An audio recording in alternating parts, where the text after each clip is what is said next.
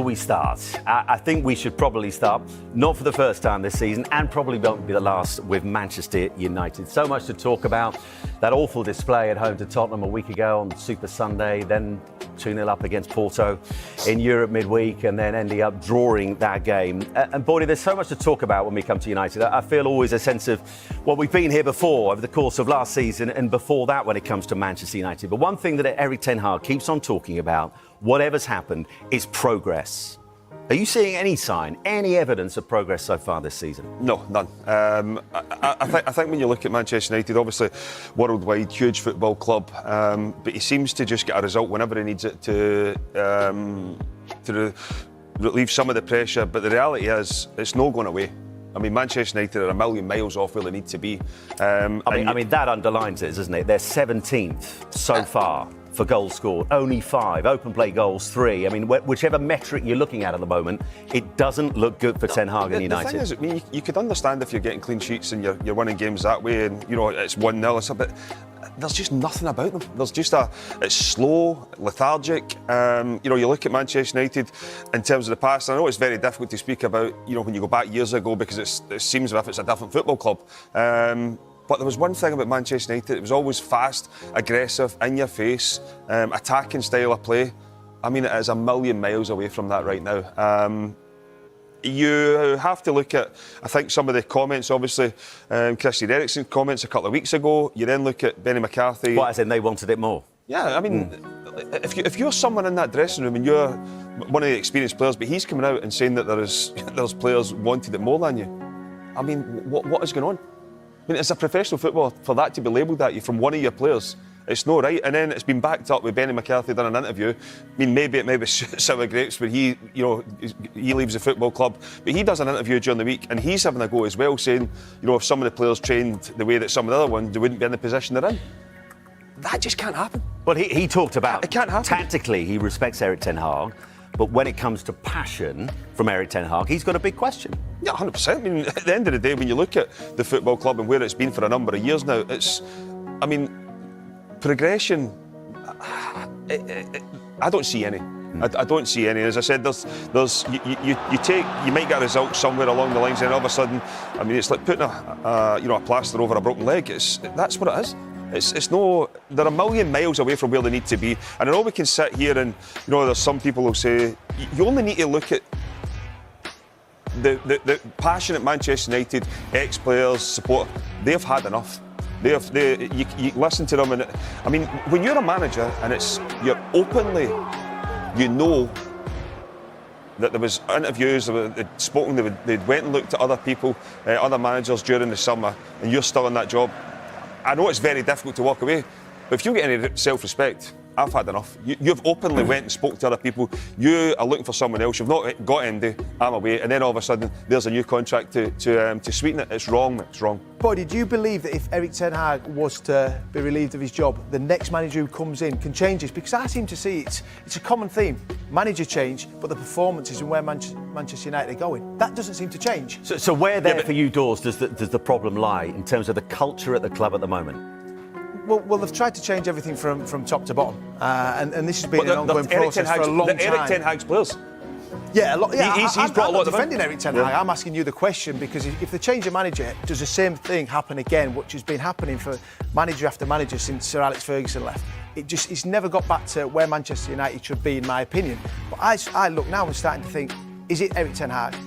Is he a tactician? Is he a motivator? He's definitely not a motivator from an outset that we look at. He's not on the touchline ranting and raving, trying to get the best out of his players. And as a manager, one thing you have to do, if your players aren't quite as good as everyone else, which I don't think this Manchester United is anywhere near a challenging the title, or even getting into the top 4. This is Manchester United. They're a million miles away, what you've just said.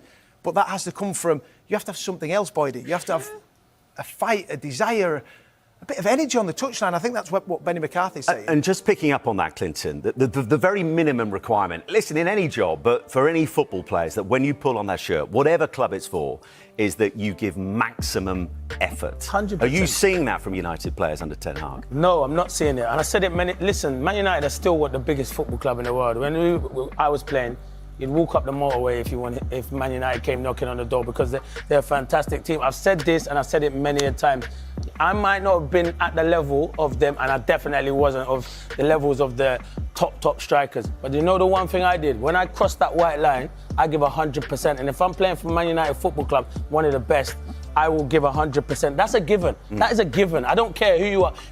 You should be tracking back. If your fullback's running off you, track the fullback and run back. Ten Hag, I look at him sometimes and God for his own back. In the midweek, they're playing. Marcus Rashford is playing well. Then you decide to take him off because he doesn't track the fullback. But then when you're asked about it, you say, I'm rotating for Villa. Don't worry about Aston Villa. Worry about Porto. You said he wasn't defending well enough. He's not defending well enough. I understand that, but he's a threat going forward. I totally get that. He scored the opener. He scored the opener and he assisted Højlund for the second one. So I'm saying there seems to me like there's a problem in and around that dressing room at the moment, and the buck lies with the manager. He has to get the best out of this group of players. He's not doing it. And so just looking at that opening goal, I mean, Mickey van der Ven, wonderful athlete, but given the freedom of Old Trafford on that left, in many ways, there's that opening goal from Spurs and the way that United players fail to react to that run epitomise where they find themselves at the moment as a team. Well, I think that's problems that we've seen for a long time, and we kept saying, well, once Manchester United get those players back fit and available, we'll start seeing consistency, we'll start seeing a better defensive unit, because defensively they had so many injuries last season. Now they've got the players that Ten Hag wants in those positions, so that's when it's a worry. You can look at it from a brilliant Tottenham perspective, fantastic from Van der Ven, the fact that he picks the ball up there, he says he sees space, he runs into that space, and then when he gets the opportunity, gets his head up and sees Brendan Johnson. But from a defensive perspective, initially Rashford loses the ball, but then if you watch his reaction, Garnacho's reaction, they're not sprinting back in, they're just walking, they're leaving it. Then the midfielders try and come across, they can't get across.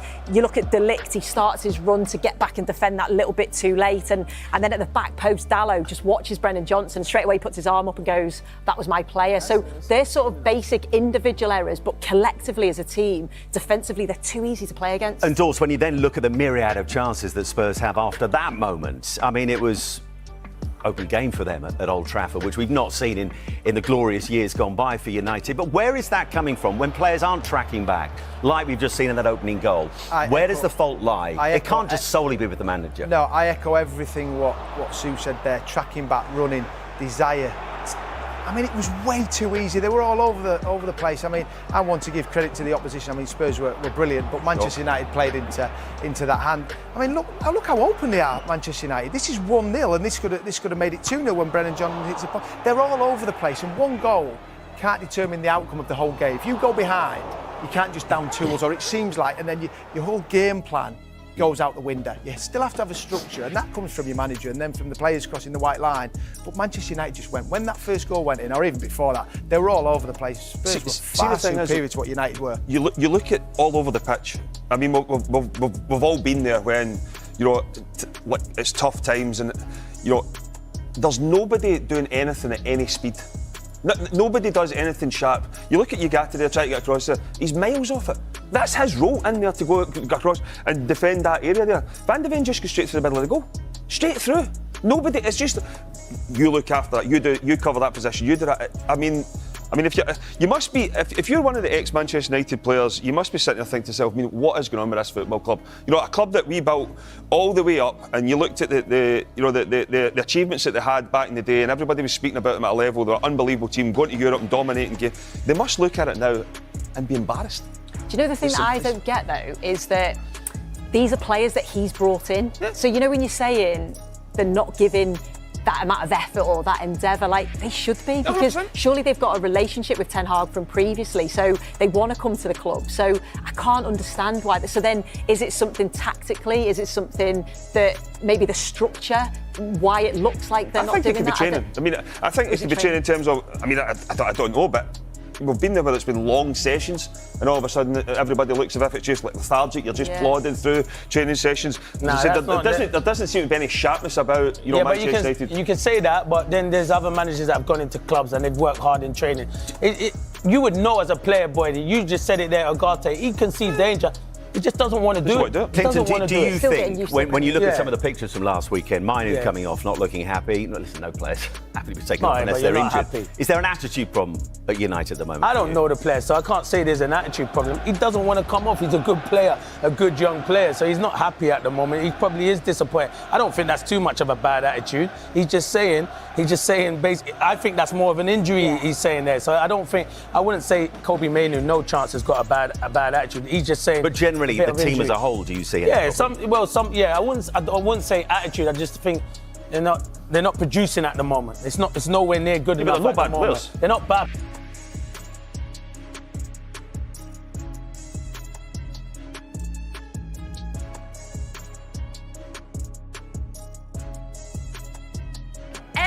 And of course, you want to be here on a match day, don't you, Sharky? Because it's cool, it's fun in the My Arsenal Rewards box. Right, I think we can actually speak to a man who knows a lot about like every team out there. He's just a football genius. He's been off for the past few games because he was celebrating a big birthday. We had Nigel Winterburn here instead, who slightly threw you under the bus. Adrian Clark, hello. How are you? Happy belated birthday. Did you have a lovely time? Thank you very much, Nicole. Yeah, I did. Had a great celebration last weekend, and you guys surprised me in the press lounge earlier. I think I went bright red. Gave me a lovely shirt with 50 on the back. Sang me happy birthday, which was it was kind of embarrassing, but it was also very nice of you. So yeah, happy days. Let's move on from my birthday now and crack on with the football, shall we? Yeah. Who should we look out for today, then, Clarky, particularly in the Southampton side of things? Yeah, look, they're struggling, we know that. Tyler Dibbling is the name that I think we should definitely be looking out for. He's only 18. He's made a terrific impression. Just in a matter of games, really. He's a beautiful dribbler with the ball. He's quite a tall lad. He'll play on the right wing, so he'll be up against Riccardo Calafiori. And he loves to jink his way past players. He's the most foul player, actually, in the Premier League this season per 90 minutes. He's won a penalty, he's scored a goal, and he's got a very, very strong left foot. So he's someone that we need to definitely keep our eye on, Tyler Dibbling. He's a player that I think will probably get a move to a big club in the not too distant future. Other than that, really, Southampton have been struggling, we know that. It's more of a team thing. They love to pass the ball. Only one team, and that's City, have made more successful passes than Southampton in the Premier League this season, which I think is absolutely bonkers for a newly promoted side. So there will be times this afternoon where we don't have very much of the ball. Don't be alarmed by that. It's just the way that Southampton play. As always, we are going to come back to you shortly, of course, for commentary on the first half. You can see the players in the tunnel. They are getting ready for this big game. Guys, how are we feeling in here? Excited? Yeah. Win? Yeah. Right, the players are coming out. Sharky, before we head over to commentary, what's your prediction? I'm going to say a comfortable 2-0. Yeah? Yeah, 2-0 result would be nice. Okay, 2-0. We'll take that. Nice clean sheet. I want a clean sheet. All right, we'll see. And don't forget, if you're watching on YouTube, then head over to arsenal.com and the app. But for now, let's head back to Adrian Clark. But first, Dan Roebuck. Many thanks, Nicole. Many thanks to all of the live from N5 crew. We'll be back with the gang, of course, at half-time. When Arsenal's record against newly promoted teams will suggest that a straightforward victory is almost a certainty against Southampton. The Gunners are unbeaten in their last 40 home games in the top flight versus teams that have just come up. Couple that with the fact that the Saints' last win away at Arsenal in the league was back in 1987. And a home win is an easy prediction, but complacency can cost the best of teams. And after Mikel Arteta's team needed a very late rally to defeat Leicester here a week ago, Adrian, we can take nothing for granted today. No, you can't. I think that Leicester match did prove that. I mean, Arsenal absolutely deserved to win the game. I mean, at the time, it was the record expected goals for the season so far, 36 shots. You know, we obliterated them, really, but their goalkeeper was inspired, and you do wonder today, with a certain Aaron Ramsdale in goal for the visitors, is he going to be inspired by the experience of coming back here to Emirates Stadium? So that's something we need to keep an eye on. But for me, Leicester City are a slightly stronger team than Southampton. We scored 4 against Leicester. I think we should be looking to score 3, 4 or 5 here this afternoon and win the game pretty comfortably. Let's just remind you of the teams. Arsenal making alterations, maybe surprisingly, maybe not. Jesus, Jorginho and Sterling all come in. For the latter, of course, it's a full debut in the Premier League for him, with a season-long loan, of course, from Chelsea. Trossard, Martinelli and Tim are the players that miss out. So David Raya in goal, back four from left to right of Calafiori, Gabriel, Saliba, and we think Thomas Partey at right back. Then Rice, Jorginho and Havertz in midfield, with Sterling left, Saka right, and Gabby Jesus up front. Interesting changes. Yeah. Didn't think that they were going to come in this game. I thought they might have come against Leicester last week. What do you make of the Arsenal 11? Yeah, it's surprising, I've got to say. Gabriel Jesus is lacking a bit of confidence. I think that's fair to say at the moment.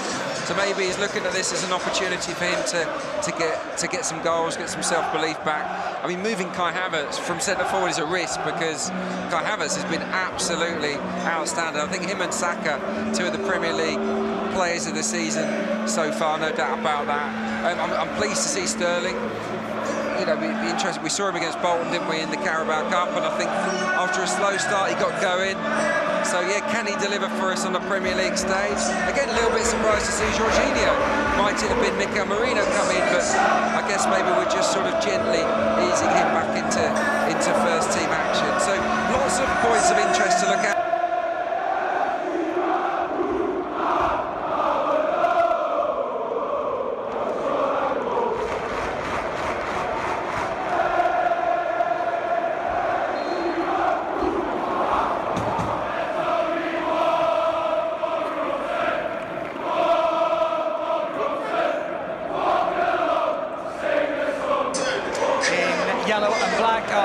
In red and white, it will be the Saints to get this fixture underway. I'll rattle through the Southampton lineup in just a second. Quick check of the watch from our match day officials. Joe Aribo's going to get this fixture started for Southampton, still waiting for their first win since being promoted back up to the top flight. 4 changes to the Saints side following their 3-1 home loss to Bournemouth on Monday night. They were awful in the first half. I watched that game. So starts to Kyle Walker-Peters, Ryan Madding, Joe Aribo and Ross Stewart. The players who miss out, Messrs Taylor and Oguchukwu on the bench, with Fraser and Cornet absent. Difficult to see Southampton testing Arsenal, but you never know. As AD rightly points out, the Premier League can deliver unexpected results at fairly equal moments over the course of the season. So let's hope that we're not on the wrong end of an upset. But look, as long as Arsenal are professional today, I think we will see the Gunners get the job done. You would have thought so, yeah. But you just never know in a football match. Things can go against you, can't they? You know, red cards, penalties, etc. So let's just hope this is a routine, no dramas victory for us here today. What I will say about the Saints is that they should have scored more goals than they've had. Their finishing's been really bad. According to XG, they should have had 7 or 8 goals, and they've only got 3, I think. So that's something to think about. Defensively, without the ball, they have struggled. Just looking at their system, it's kind of a 4-4-1-1 really. But what they have got, and this is fascinating, and it's a nod towards the brilliance of Bukayo Saka. They've basically got 2 left backs in Kyle Walker-Peters and Ryan Manning. They are absolutely, mark my words, going to double up on Bukayo for as much of this match as they possibly can. It's interesting, we were getting a word from the press box that Manning was going to play in midfield. He is, but it's on the left-hand side of midfield, and it's not a back 3 as we thought it might be. No. It is very much a back 4, but yeah, Manning's going to double up just in front of Kyle Walker-Peters as they try and take care of Bukayo Saka, which is easier said than done, of course. This is Calafiori, plays it over to the left-hand side, and Sterling. Challenge comes in straight away from Sugawara. The ball will break all the way back for Saliba, and now it's with Thomas Partey. I think has been so-so at best at right back, I've got to be honest, so it's interesting to see him play there, but needs must really, with injuries, of course, to Timber and White. Here is Bukayo Saka, and then Jorginho inside the penalty area, looks for Gabby Jesus, should be cleared away by Walker-Peters. Now it's with Manning once again, runs into Thomas Partey, Saka wins it back, looks to get to the byline, flicks it in field, the ball ricochets out and goes out for a corner. First off the game off Mateus Fernandes. Oh, he's so strong, isn't he, Bukayo Saka? He just uses his body there, he sort of leans in, as I'm doing to you, Dan. He leans in, and Kyle Walker-Peters just bounces off him. The Saints goings up on the deck, Bukayo wins us a corner. That was outstanding body strength from Saka. And look, these are the situations that Southampton would be scared of. No one has racked up a higher expected goals against from set pieces than Southampton. So they're not dealing very well with them, and everyone knows how good we are from corners and wide free kicks. So hopefully they'll make the difference again today. Saka to take the corner, right-hand side will be swinging left-footed. Arsenal load up back post, zonal marking from Southampton, clipped towards the back post, nodded towards goal, cleared to the penalty spot. Jesus with a shot, ricochets around. Saliba will recycle. Now it's with Bukayo Saka on his left side, edge of the penalty area, back with Sterling. Saliba once again on the right flank. Now it's with Sterling and Saliba, who slips, recovers, does well, left-footed inside the area for Sterling. It pops up on the edge of the 6-yard box. It might go towards who's inside the penalty area there. Well, it was Sterling again, wasn't it, who seemed to go over, but the referee says play on, and the ball is in the arms of Aaron Ramsdale. Oh yeah, look, Sterling was making something happen there, wasn't he? I'm not sure he was ever fully in control of the ball, but he sort of zigzagged his way into the box. The ball was bobbling up. It hit him on the chest, it hit Southampton players. I think it hit him on the arm as well, Sterling. So it hit him on the hand twice, actually. And in the end, they sort of smuggle it away, Southampton. But it was good. It was a good period of pressure. And, yeah, we look very, very dangerous in these opening exchanges. Here is Aaron Ramsdale, who was given a significant and fairly lengthy round of applause when he came out to warm up earlier, which is good to see. Well liked at the club by supporters and staff. Here is Saka, the ball towards him, just overcooked a little bit by Gabi Jesus, but he looks at it, doesn't he, Bukayo Saka here? Oh, he's always at it, isn't he? This was good from Gabriel Jesus. Drops off the front on that left-hand side. Lovely little pocket of space, and he dinks across towards the far stick. It's just overhit, goes over Saka's head, but yeah, he's a massive threat for obvious reasons, Bukayo, on this near right-hand side. But yeah, tactically, by the way, Kai Havertz is pretty much playing as a number 10 today. I would say in that Martin Ødegaard role. Here is Saka, right-hand side for Arsenal, drives to the byline, gets the cross in, should be cleared, but it isn't. The shot fired in, it's back towards Saka, thumped away, and somehow it's Southampton that escape again, but they are rocking inside the opening 5 minutes or so here, aren't they? There's no doubt about that. Yeah, Saka again, this time goes on the outside, cuts it back, and Sterling on the far stick doesn't really get the shot away. Here is Saka again to curl towards Declan Rice, who had made a good run forward, but the ball is overhit, and it bounces back out for a goal kick to Southampton under significant and serious pressure. We're going to see that opportunity again, I think, now, AD. Yeah, he goes on the outside and just puts it into a lovely, lovely area. It falls for Sterling, and his shot is sort of deflected from the edge of the 6-yard box. So you get, Jesus rather, and they just put bodies between the player and the goal. I think we're going to see a lot of that today, where our shots head into traffic. It shouldn't put us off from shooting, because how many times we see shots deflect off defenders and beat goalkeepers, but Southampton are absolutely going to pack that 6-yard box and try and protect Aaron Ramsdale as best they can. Southampton have possession. Mateus Fernandes, and then back by Flynn Downs, who captains Southampton. But Saints lose it. And Arsenal coming forward, and Sterling could be in here. Goes down inside the penalty area. Just a goal kick. Well, he loses his balance. Was he given a bit of a nudge? That's the question. I'd like to see the replay. He's appealing for it. It's brilliant, isn't it, initially? Lovely little 1-2 around the box. It's Ramsdale tries to play out from the back. It's intercepted by Sterling. And then Jesus slips him in beautifully. I think he does just lose his balance. Raheem Sterling takes the touch really nicely from Jesus' return pass, and I mean there might be a slight touch, but it's not enough for a penalty there. But good interplay between Sterling and Jesus, and an excellent interception from Raheem as well. Not the best start there for Aaron Ramsdale, giving the ball away. Sterling again on the left-hand side, breaking forward, looks to get to the byline, clipped inside the area but cleared away by Taylor Howard-Bellis. Arsenal have it again with Calafiori, and the Gunners come forward once more. He's been very busy in the opening exchanges, Raheem Sterling. A couple of substitute appearances, of course, in the Premier League for Arsenal. This is his first start in the top division for his new club. Now it's with Thomas Partey, right back. Remember, 9 goals scored against Southampton for Raheem Sterling. Got a really good record against the Saints, although the last time he did score against them was for Chelsea in a 2-1 defeat at St Mary's back in August of 22. Here is Bukayo Saka. Twist and turn once again, looking to get the better of Manning. Still going forwards. Kyle Walker-Peters is there, and one player has lost their boot. Is it Manning? It is. Free kick. Yeah. I think he's quite lucky to get the free kick there. He looks really in the mood, but there we saw the two of them double up, Kyle Walker-Peters and Ryan Manning. It's an obvious part of Russell Martin's game plan. But, you know, doesn't mean they're going to stop Bukayo Saka. Not with the form that he's in at the moment. And how often has he touched the ball? I noticed against PSG, he touched the ball more than any other outfield player for Arsenal. So we are feeding Bukayo relentlessly. And I think he's really enjoying himself. Kyle Walker-Peters punts it long, flicked on by Ross Stewart, but to no one in particular. And Arsenal have it again, and this is Jorginho to come forward over the halfway line.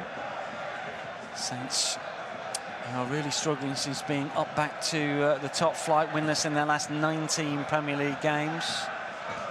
Hasn't gone right for them so far. Saka can't keep that one in play, ball bounces out. Is there a bigger gulf now more than ever, AD, between Premier League and Championship? You tend to think it might be the case, given the fact that the three that went back down last season, didn't they? And the same thing could easily happen again this term. I do actually. Yeah, there were, you know, back in the day, good Championship sides could come up and compete, but it's very, very difficult for them now. The riches are unbelievable, aren't they? The difference, you know, you've got world 11s like ours, City, Liverpool at the top end of the division, and really this team is a Championship looking starting 11, and you can see the huge gulf. You know, but that doesn't mean that shock results can't happen. Of course they will occur during the course of a campaign, but less likely, I'd suggest, than in the past. And that's a pity, I think, for the division, definitely, and for the product of the Premier League. The teams at the top end are just so good right now, and you know, we're lucky enough to be watching one of them, aren't we? Absolutely. Yeah, and it is a pleasure to watch. The quality of football that this Arsenal side delivers week in, week out is almost as high a standard as you can get. Saka for Arsenal. Thomas Partey coming forward in field for Jorginho. Now it's with Kai Havertz. Looks to get the crossing. Good block from Walker-Peters out for a corner, but already Southampton are working very, very hard. Well, Arsenal should be ahead.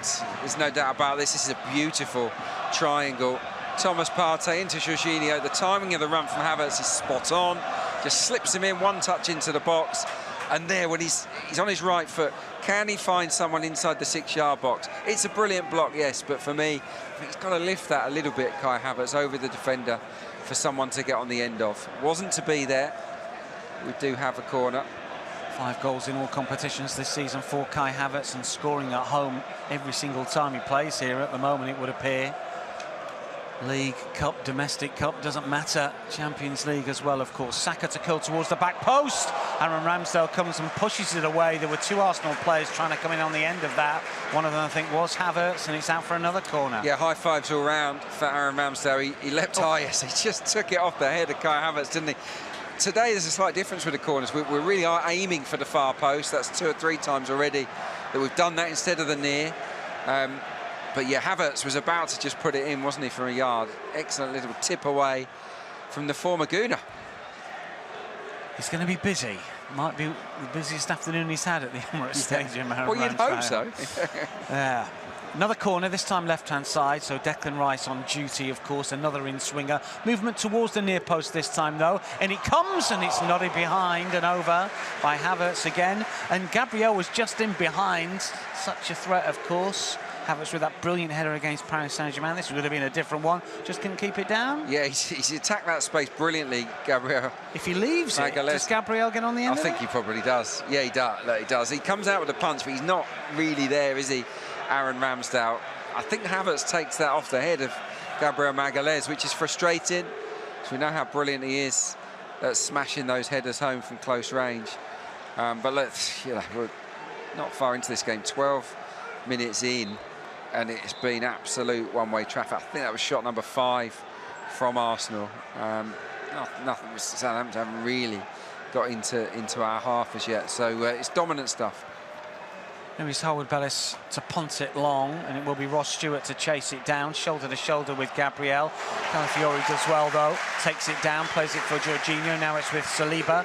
Southampton trying to get players in advanced areas, but Arsenal play through them. Then Calafiori plays it back.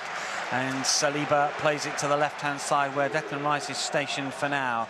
Declan Rice with that familiar gait, arm out, looks to come in field on the halfway line. Now it's with Jorginho as we get a little bit more sunshine in North London. Temperatures dropped a little bit today, but still warm enough for an early October Saturday. Day for football, isn't it?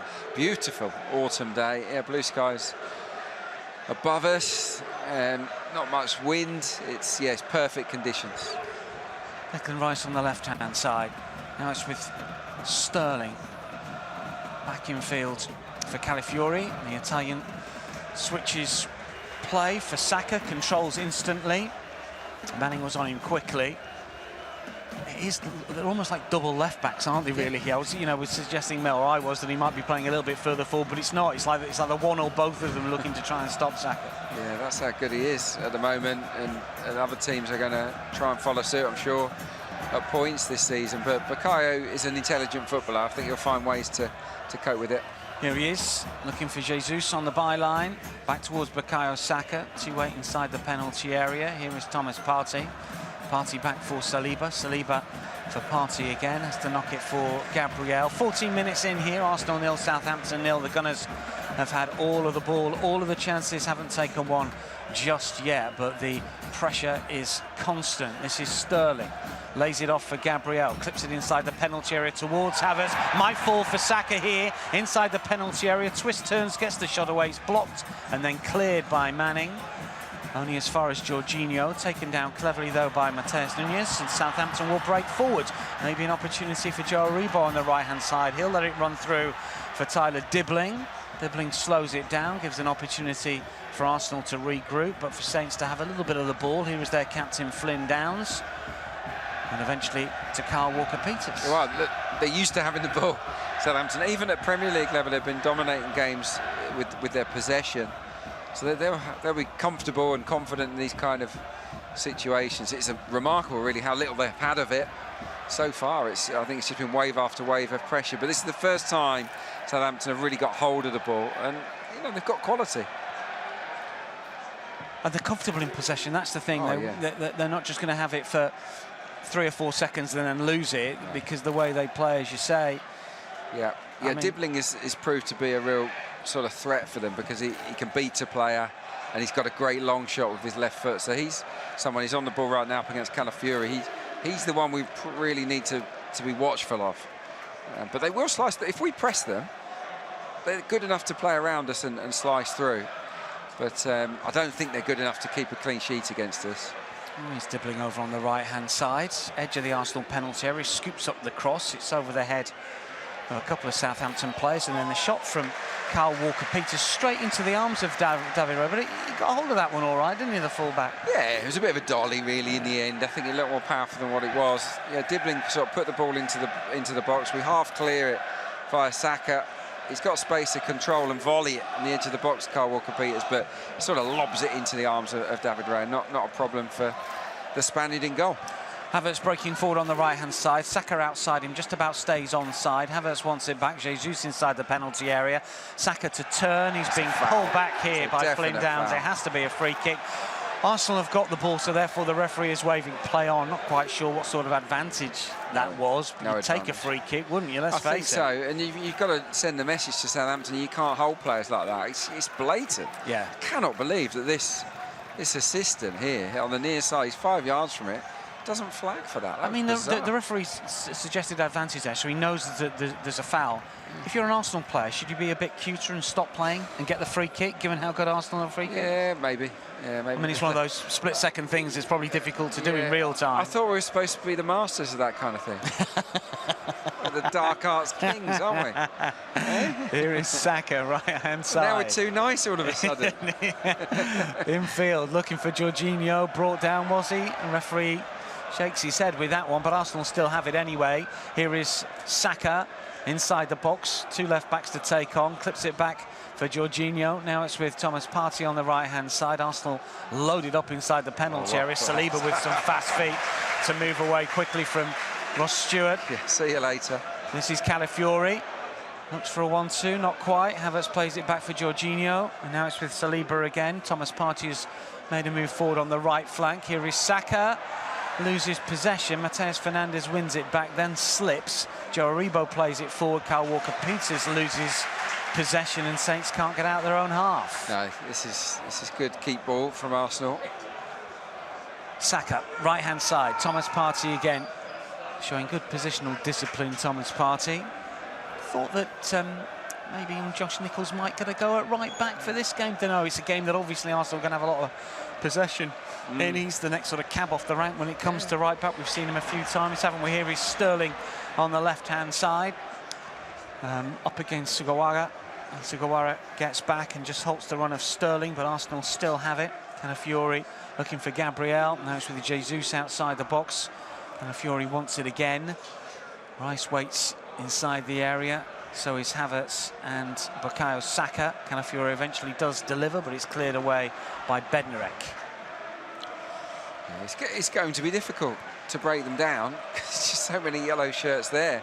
And they are well coached. That's one thing I know he's coming in for a little bit of stick at the moment, the Southampton manager, Russell Martin, but he's a really good coach. And he'd have worked ever so hard on the shape of his team for this one. And it looks robust enough to me. We're finding it quite hard to find gaps and to open them up. I'm hoping that will change. Might do now. Partey does well. Saka for Jesus, edge of the area, still has it. Back for Bukayo Saka, looks for the curler, takes the deflection corner.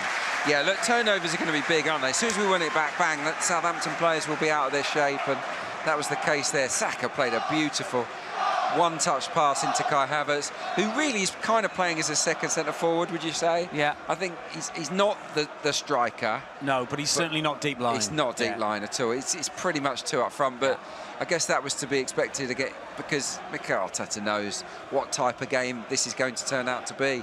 So let's, we've effectively got two front men. I'd call it a 4-4-2 really today. Absolutely.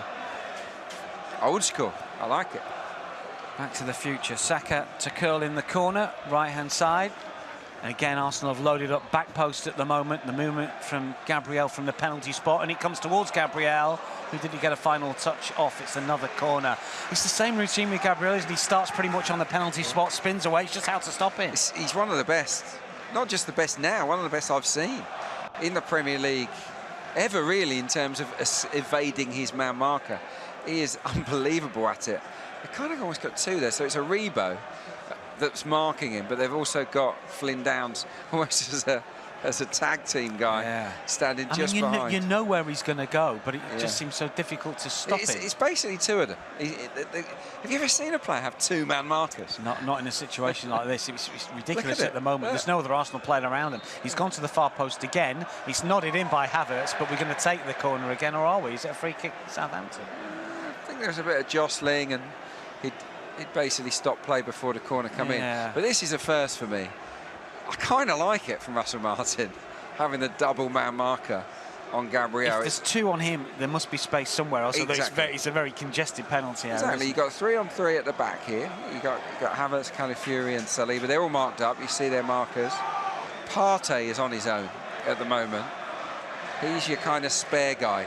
They haven't accounted for him. Yeah, which could be dangerous. He's trying to block Bednarek, and it comes towards the back post. Same type of delivery that we saw Havertz put in the back of the net a second ago, but it's overcooked this time, just curls straight out. Yeah, look, the delivery's got to be right, hasn't it? And if the delivery isn't spot on, you're not going to score from corners. But it does feel to me as if Mikel Arteta and Nicolas Jover have worked very hard on swinging it under the crossbar and testing Ramsdale. Because what they know about Aaron Ramsdale is he's positive, he's decisive. He will not be afraid to come out and get it. And that means he might come out and get it and miss it. And they're willing to... Oh, that's a nasty one. Yeah, that's Walker-Peters on Bukayo Saka. Is it going to be a yellow card here? It's certainly a free kick. Referee Tony Harrington coming across. Yeah, I think it should be a yellow, but there's no indication. Oh, he has got the yellow in his hand. Yeah, yellow card. It's high. It is really high. Do you know what? Hang on. Oh, I need to see this again. Oh, OK. No, so because Saka lifts his leg high. So Saka lifts his leg up to control the ball, doesn't he? And he catches him sort of on the shin or the ankle. But if his leg was on the floor, that's kind of knee high, isn't it? So that's why it maybe looked worse than what it was. It's still a definite yellow. Caution to Walker-Peters. Free kick taken quickly, and it's Saka that has it on the right-hand side. Rice wants it back. Saka turns on his left side, curls it inside the penalty area. Stewart will clear away, and then got a body on the deck there. That was Ryan Manning that went down, but nothing doing from a Saints point of view. And Arsenal have it again with Saliba. Going for a 400th Premier League win, of course, Arsenal today. 399 home games in the Premier League. And a 400th here would be fitting against Southampton, given the fact that they've lost 246 away, fourth most in the competition. Some big numbers there. Only Manchester United have won more at home in the Premier League, but Arsenal will be quickly catching United up, given the way that United are playing at the moment. I mean, we shouldn't laugh, but let's just laugh anyway. Yeah. It's great to see them so bad. But yeah, look, I wouldn't mind an Arsenal goal, just to sort of ease any tension, because the longer this goes on, the more confidence Southampton might get. That's a nice pass from Ramsdale into He's done that a couple of times, hasn't he? Straight to Stewart. He's really confident, isn't he? We saw it during his time here. I think he's an excellent passer, Aaron Ramsdale. He's basically, they're sort of spreading the pitch out wide. They're fanning wide and leaving a big hole in the middle, and Ramsdale's just clipping it into the feet of the centre forward, Ross Stewart, who's clearly going to have Saliba and Gabriel breathing down his neck. But yeah, they're, it's not a bad idea, that, from the Saints. Southampton they've got possession here. Not quite sure how. Arsenal give the ball away cheaply. Here is Ramsdale. Again, it's on the deck. Mateus Fernandes to turn, and he will play it back for Kyle Walker-Peters. What, we've got an issue here with somebody, have we? Well, Bennett's just knocked it straight out. What's the problem? An issue for Ross Stewart here. Yeah, look, he's had a lot of injury problems, Ross Stewart, so there'll be a little bit of concern on the Southampton bench. But yes, given both managers the opportunity to have a little coaching break, a little tactical huddle with their players. We know that Mikel Arteta likes this. It's amazing it didn't happen before, really, isn't it? It never used to happen. When a player got injured, you just stay where you were. It's a modern phenomenon, isn't it? Yeah. It didn't used to happen. No, it didn't. But yeah, and it's one of those things that once one manager starts to do it, all the rest of the Premier League and lower down start to take notice of it as well. This is where I think, and I'm in the minority here, but because we've got a player down getting treatment, there seems to be an extended period where these situations are allowed. So it's more minutes, and obviously minutes will be added on. But for my money, you introduce a stop clock here. Yeah. You know, I'd take 60 minutes, 60-minute match on a a clock. Yeah, well, that's David Dean's idea, isn't it? You know, yeah, I'd take that all day. He's really pushing for that, David Dean. I think it's such a good idea. You wouldn't worry about the time wasting ever. I mean, obviously, you can still game it a little bit because you might want more of a break for any particular player to recover from any particular situation and to slow down a tempo and to you know, to stop momentum from an opposition who might have the upper hand. But I think it would solve more than it would, you know, the problems that might arise from it, and we don't know what they might be. A little bit like VAR, you don't know what you let yourself in for. But I think it would solve more than we would lose. The issue with the stop clock is that you're not going to get punished for slowing things down. So teams might start to do it as a tactic to disrupt the flow of games. I get that. That's my issue with it. I get that. I'm at my... So Cameron Archer coming on for Ross Stewart. Unfortunately, Ross Stewart can't continue. You mentioned he struggled with injury. Only started. I don't think he started a game last season, did he? In the Championship. But yeah, I mean, you never know what's going to happen when you make changes like that. One rule that will never come in, but I think between certain areas of the pitch, situation like that, have the trainer on and treat the player, and the game can continue. Right, okay. Yeah, I mean, that's rugby union, isn't it? You know, I know they used to do it. I don't really follow the sport anymore, but I think in certain areas of the pitch you can treat the player and the game can go on around. Possibly, yeah, possibly. One physio, because he was literally just on the pitch there. that quicken it up. But you're right, it could be. The managers will always find a way to make it work to their advantage. This is it. There's always something that you might not have What thought. I don't like, and it's obviously something that we've done ourselves, is when the goalkeepers go down and then they use it as because you have to stop it. Yeah, as a tactical timeout. I think maybe when goalies go down, maybe the managers should not be allowed to, have these huddles with their players, because it's so obvious. I think. We're not the only ones. I've been to a lot of games already this season. I'd say it's happened in half the games I've been to. It's occurred. Well, if your physio comes on, you should go off before you come back on. I'd keep the rule for the keeper. Tough. Well, that might be the way forward, because if he's down and he's injured, then swap out the keeper. That's fine. You know they're injured then, don't you? But at the moment, there's too much feigning going on. 100%. That'd be fun. Never happen, of course. We have restarted, only just, you've not missed anything, and Arsenal have got a free kick here. Jesus has just been brought down by Bednarek, who says it's not a foul, but the referee's in charge. He says it is. And Jan Bednarek is penalised. Free kick then for Arsenal, right-hand side, about 5 or 6 yards in from the touchline, 6 or 7 from the angle of the box, left-hand side. Arsenal steal a yard or two maybe there, or the referee has put the spray down. So a little bit closer in than I thought here. Yep. Look, they're standing on it. Kyle Walker is standing on it so that we can't take a quick one here. Is that delaying a restart? It's definitely delaying a restart, but the referee was too busy worrying about his 10-yard and spraying down his line, so I guess it wasn't. But yeah, look how deep they are, Southampton here, on the edge of their 6-yard box. It feels like they're inviting a bit of pressure there to me, but I guess you can't allow anything in behind. Saka's going to take it. Left-footed in swinger. Arsenal load up far post, just outside the 6-yard box. It's like that PSG one, isn't it, all over Absolutely. again? They're all going to let it go again. Let's see if you can get it on target. Curled in towards the back post. Ramsdale watches it well. Don't think it was curling in, but it might have been close.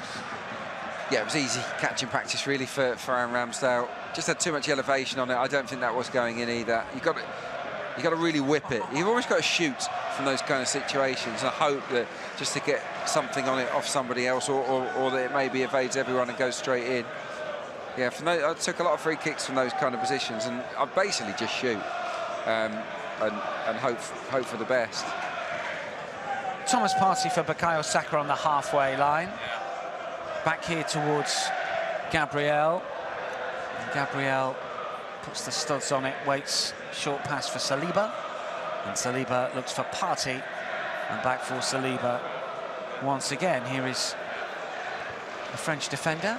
2 trade passes once more before Gabriel decides to punt it long for Sterling. Nodded up into the air by Taylor Harwood-Bellis on the right-hand side. Arsenal managed to win it back. Jesus inside the box, tries to play it through. Shot from Havertz, nearly breaks for Saka, who might have been in an offside position. Ramsdale will collect comfortably as the pace is taken off the ball. Yeah, again, it's another example of a shot into traffic. Lovely 1-2. Havertz and Jesus, they're linking really nicely, actually, aren't they? These dual strikers. Havertz gives it to Jesus. Jesus gives it him back, and then basically you've got a Southampton player diving in front of his feet as he takes the shot on it. Just takes the sting out of the strike and dribbles towards Ramsdale. But yeah, this is the issue. Firing off clean shots is proving problematic at the moment. We haven't been able to have the space to really test Aaron Ramsdale with a fizzing strike. Arsenal have it again. Declan Rice to come forward into the final third. Then that's Sterling nice. Outside of the boot. Rice to the byline, still coming forwards. Challenge comes in. Taylor Harwood-Bellis is there. Bednarek as well. It's out for another corner. Well, that was lovely football. Lovely football. Beautiful outside of the foot pass from Raheem Sterling. He's done okay in this first half. It's a surging run, isn't it, from Declan Rice into that left channel. But then once he gets there, I feel like Declan didn't trust himself to make the cross. He was almost waiting for a defender to come across that he could play it off for a corner. In those positions, can Declan Rice trust his left foot and just cut it back for someone? Corner then. 19 Premier League goals since the start of last season from corner kicks. Will this be number 20? Taken short, won't count now. Back to the edge of the area. And Saka will take on the shot, and it's over the crossbar by quite some distance. Jorginho left it for Saka, must have got the shout. Yeah. You mentioned rugby, didn't you, the other day? That would have been right between the posts. Oh, yeah. That's a conversion. Spot on. But yeah, no, it's one of the worst shots Saka will hit all season. I think it's been a bit stop-start the last 15-20, and that's definitely worked against us. I feel that Southampton have got themselves a bit of a foothold in the game now, whereas the first 15, we were swarming all over them. It was half chance after half chance. We've got to get back to that kind of rhythm, I think, to really put this visiting defence under more pressure. Partey over the halfway line. Yet to register a shot on target. So 8 shots, but Aaron hasn't had to make a save yet. So 32 minutes, 33 minutes on the clock. That's disappointing. Even though I think we started the game like a train. Superb. So, yeah, plenty to build on. Jesus takes it high on his chest, spins away from Bednarek. Pulled back by Bednarek. Easy caution to give to Jan Bednarek here, who is the second Southampton player to go into the book. Well, at least the referee is being quite strong here with the deterrent, isn't he? Tactical fouls, bang, you're going to get a yellow. I mean, that's so clear, wasn't it? He's got half his shirt there, but we've seen a lot of refs be too lenient against Arsenal, in my opinion, and it's allowed opponents to carry on with it. So 2 of their players now can't. They know they can't. Free kick. Angle of the box left-hand side, just a couple of yards outside the area to the touchline. Declan Rice obviously on duty on the left side, an in-swinger, right-footed, with again Arsenal loading up back post, including Gabriel on this occasion. Gabriel Calafiori, Thomas Partey. Love train at the back there. Train, yeah. Look, what they're going to do, they're going right across the line. Here we go. Whipped in low, flicked up, bounces through, nearly falls for Jesus. It's cleared by Aribo. Not a good delivery. It wasn't the best, was it? Been a little bit off, hasn't he, Declan Rice? So far, with 1 or 2 corners and set pieces. Yeah, no, it's unusual. Fair. It's fair. Yeah, look, I don't think we got going. I don't think there's been a flow to us, and that's the reason why we haven't had that shot on target yet. Thomas Partey's going to launch a long throw in here. Ghanaian towards the edge of the 6-yard box, cleared away by Bednarek. Yeah, it was good. Partey keeps it in play from Saliba's touch. Now it's with Calafiori as Arsenal build again from the back. The Italian short for Saliba. Saliba forward now for Thomas Partey. Back for Calafiori as the ball come across him. Then left-footed for Declan Rice. Nice ball in front of the England international. Now it's with Sterling. He wants to get back into the squad. Maybe his time is gone, but you never know. Clipped in towards Saka. Curled away. And now Fernandes. He loses out.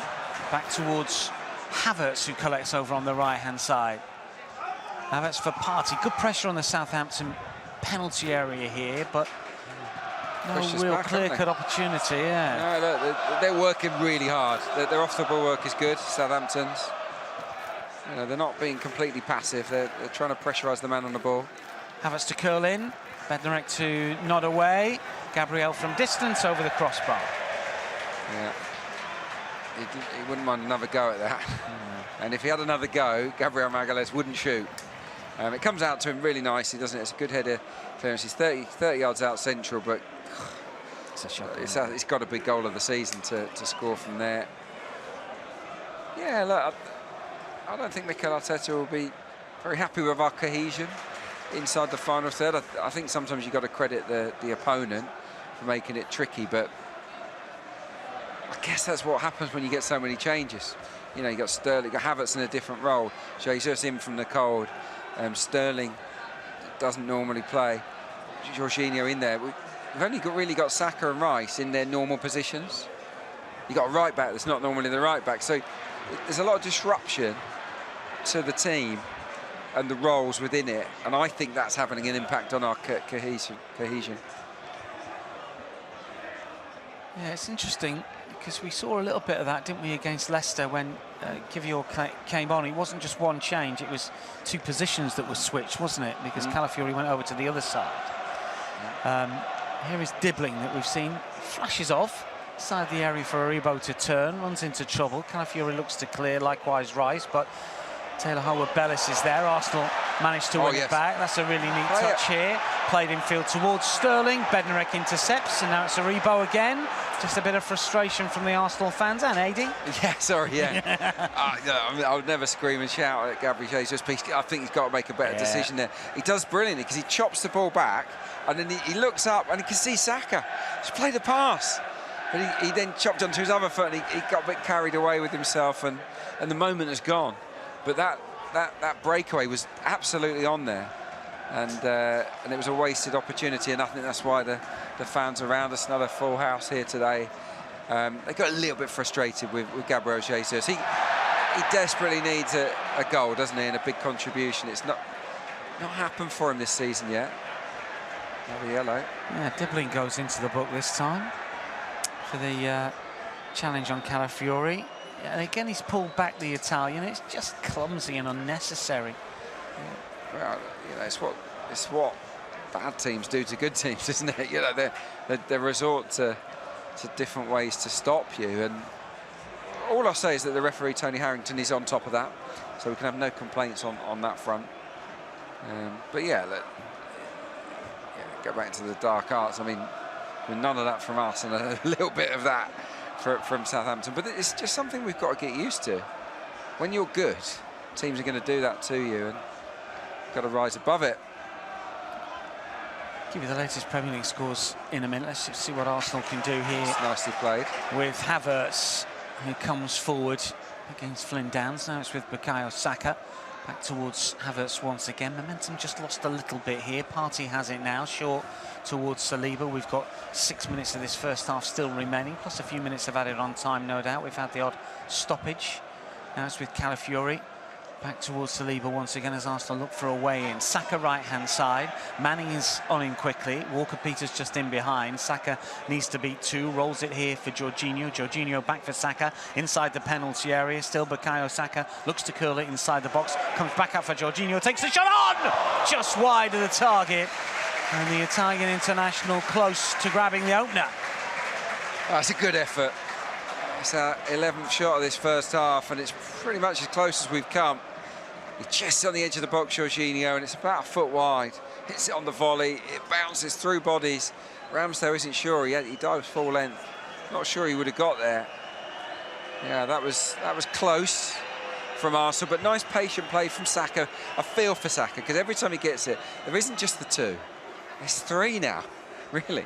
There's 3 yellow shirts around him. And yeah, that does leave space for someone else, but it doesn't half make it difficult for Bukayo to do what he really wants to do. Scored against Lens, of course, from the spots last season. Jorginho hasn't scored from open play for a long, long time, but it was here. However, it was when he played for Chelsea in a 2-1 success. Delving back into the archive. Yeah, I remember that one. Bundled it in. What are the latest scores then, Dan? Anything interesting? Well, Manchester City won, Fulham won. Is interesting. Okay, Fulham took the lead in that game with Pereira. Let's see what Havertz can do here on the right-hand side. Curls it inside the area, nodded away, goes out for a throw. It's Brentford 3, Wolves 2. Oof. Leicester 1, Bournemouth 0. City 1, Fulham 1, as we mentioned, and West Ham 1, Ipswich 1, latest scores. Okay. Liverpool winning earlier, of course, and narrowly, I don't know if they were fortunate to do so. You were more across in the press room than I was. No, I didn't. I they had one or two chances, didn't they? Palace had chances. Yeah. Palace had chances, but yeah, Liverpool keep grinding out the wins, don't they? You know, they're doing pretty well, but they haven't had as many stiff examinations, I'd say, as we have so far. No, very true. And they've got some tough games coming up, including a match here, of course, which will be very special. Yes.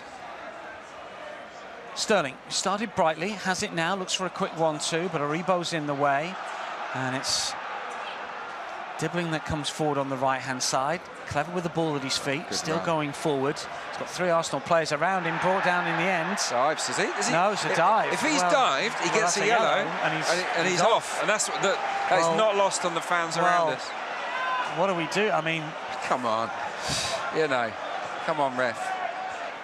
Already on a yellow for a silly tug of the shirt, and he's gone down there, and if it's not a foul, then he's He has dived, hasn't he? Yeah. Not seen it again, don't know. Did he not appeal? Maybe, you know, it's just a slip. Maybe that's what they'll say. It wasn't a massive appeal, but you know, it does rankle, doesn't it, when, you know, referees come out and say, well, we had no choice. Well, you know, they always have a choice. And he's chose not to book a player for going to ground there. Free kick here for Arsenal. Look, they've just delayed the restart, Manning. Look, it's going to happen all season. We're not going to get bored by this day. Oh, no. If anything, you're going to get more and more wound up by it. And it comes towards Havertz inside the penalty area, cleared away. Dibbling puts the laces through it. And it's towards Nunez, wasn't it? But the ball goes out of play. We need fire in our bellies here. It's like we're playing well enough, but it's got to be a boiling point sometimes. I feel like we're sort of lukewarm at the moment throughout this first half. We're playing okay, but a bit more drive, a bit more urgency, I think, is what's required to break them down. Sterling to clip the ball inside the penalty area. It's towards Havertz. It's overhit. It bounces through, and it's out for a goal kick. Yeah, just the opening sort of 5, 6, maybe 10 minutes, Arsenal were at it, zipping the ball around. Sterling was busy. Bukayo Saka got on the ball. Havertz was looking good, but it's just drifted a little bit, hasn't it? No, it's definitely drifted, and I think Southampton have grown into it. They've got more comfortable. Look, their off-the-ball work's been really good. They're difficult to break down, but I feel from our end, could we be a bit more unpredictable? Could Saka come off the wing just for a couple of minutes and go and attack central areas and maybe pull someone else out just to see what they might do? Maybe Sterling and Saka have a little switch up for 5. Just little things. I think when it's not really happening for you, sometimes changing things up can make a difference, but it's not something we do very often. Yeah, I'd just like to see a touch more urgency about us, a bit more drive. This is a good situation. Yeah, Havertz for Jesus, and now for Sterling. He's got Rice with him. It's still Raheem Sterling, edge of the area, still going forward. It's Sterling with a shot. Hits Bednarek, comes back out, cleared away by Aribo. Jesus jumps now. It's with Bukayo Saka, just guides it back for Thomas Partey. Partey right-hand side for Havertz. Havertz on his left side plays it back for Thomas Partey. Partey looking for Saka. Saka against Kyle Walker-Peters. 4 inside the area in red and white. More arriving, curled in towards Raheem Sterling. Cleared away only as far as Calafiori. Back towards Rice inside the box. Calafiori again. Now it's with Gabriel and Saliba. Saliba for Gabriel. 2 minutes of added on time at the end of the 45. Feels like we've had more than 2 minutes where there wasn't play for one reason or another. Definitely this is Jesus. Now it's with Havertz. Here is Saka inside the penalty area, right-hand side, faced up by Manning on his left foot. Partey with a shot, and Ramsdale with a save, and the follow-up is guided behind via a Southampton boot, or was it an Arsenal boot? It was Sterling sliding in. Bednarek may well have got there. It is a corner. Yeah, it's 2 good pieces of defending. Let's go back to the Sterling chance. Great breakaway. He waits, and his shot's on target. And Bednarek gets in the way of the shot. This is a Partey effort. It's spilled by Ramsdale. And he's really quick, Bednarek, to get up off the deck and just get there before Raheem Sterling. Terrific defending from him. Not the most convincing piece of goalkeeper from Ramsdale, who's down again. Definitely more than 2 minutes of stoppages. It's so frustrating. Strange, isn't that? Because we had the situation where Ross Stewart had to be taken off, and that seemed to take 2 or 3 minutes. Yeah. Just looking at some of the numbers. 8 of our shots have been into traffic. Now that's a big proportion. I think we've had 12 overall. So, you know, that's big. And we've only made 9 passes between the lines where we completed it. So that tells me that Southampton are getting their spaces right. The defence, the midfield. There's no gap there for a Havertz, for a Jesus to just drop into to make things happen. We've got to somehow try and stretch this game and pull those Southampton units apart. Yeah, we've had 11 shots, none on target, but 8 of those shots have been into traffic, and I'd say most of them really been blocked, haven't they? Absolutely. It's been some good defending, but it feels a little bit last-ditchy. Let's see what Arsenal can do with this corner. Might be the last act of this first half. Saka left-footed, and it comes from Bukayo Saka towards the far post, nodded up into the air and out for another corner. Okay. Good defensive header that from Bednarek. He's had a good first half. Yeah. Obviously, he's on a yellow, but he is the man of experience at the heart of that Southampton rearguard. Right, Declan Rice's deliveries haven't been the best in this first half. Can he come up with one here? Would be the perfect time to score, we know that. Left-hand side, so right-footed in-swinger from Declan Rice. Everyone back for Southampton. Nearly everyone inside the area for Arsenal. Saka on the edge of it. So this is a situation where the ball's not in the quadrant. I mean, this is just, come on. Just get on with it. Talk about wasting time. Does it really matter as long as it's sort of in the vicinity? I mean, the quadrant was only put there as a guide 100 years ago or whatever. Anyway. Goes a single. And it comes from Rice. This looks better. Delivery punched away by Ramsdale. Yeah, under pressure, does brilliantly. And that is the half. Well, the Gunners frustrated. And Ramsdale, back at his old stomping ground, has made some good saves, some scrappy saves, some good clearances, some fortunate ones, but the likes of Hazard, Jesus and Sterling and Saka haven't managed to find a way through AD. Arsenal started well and have created chances, just haven't been ruthless enough in front of goal. But in truth, the clear-cut opportunities haven't been as much as maybe they have been, given the amount of ball that Arsenal have. Look, no, we're disappointed. We haven't opened up Southampton more often. We've had 14 efforts in that half. Just that Thomas Partey shot that tested Aaron Ramsdale. So that has to go down as a disappointment. I mean, we started the half really brightly, but things flattened out a little bit. And we didn't play with enough drive and enough purpose to disrupt Southampton's well-organised shape. So that's something to work on ahead of the second half. I think we can absolutely still go on and win this game, but it's a little bit tighter than we all hoped at this stage. More purpose is required, and I'm sure we'll find it. No goals in the opening 45 minutes then here. Frustrating, certainly, but plenty of time to make sure that Arsenal pick up the win. Always plenty of talking points. Let's hand you back to Nicole and all of the Live from N5 gang at the break here. It is Arsenal 0, Southampton 0. Thanks, Kat. OK, then. 0-0. Maybe not quite the result that we thought we'd have at half-time, Sharky, but I was going to say we'll get into all the nitty-gritty of the first half, but I mean, there's not that much to talk about, let's be honest. But what's your kind of overriding thoughts on the first half? Obviously not ideal. You know, we want to be winning it. It's one of them ones. It's weird because Southampton usually do pretty well against us, you know. So I think they have that confidence. No matter how much they're struggling, they always feel like maybe they can get a result against us, which they have in the past, home and away. It is frustrating. It's frustrating not to be leading, especially with how many attackers we have on the pitch. We have a lot of attackers on the pitch, and it's not seeming to be working just yet. Aaron Ramsdale, I've noticed. I feel like he knows our routines a bit too well.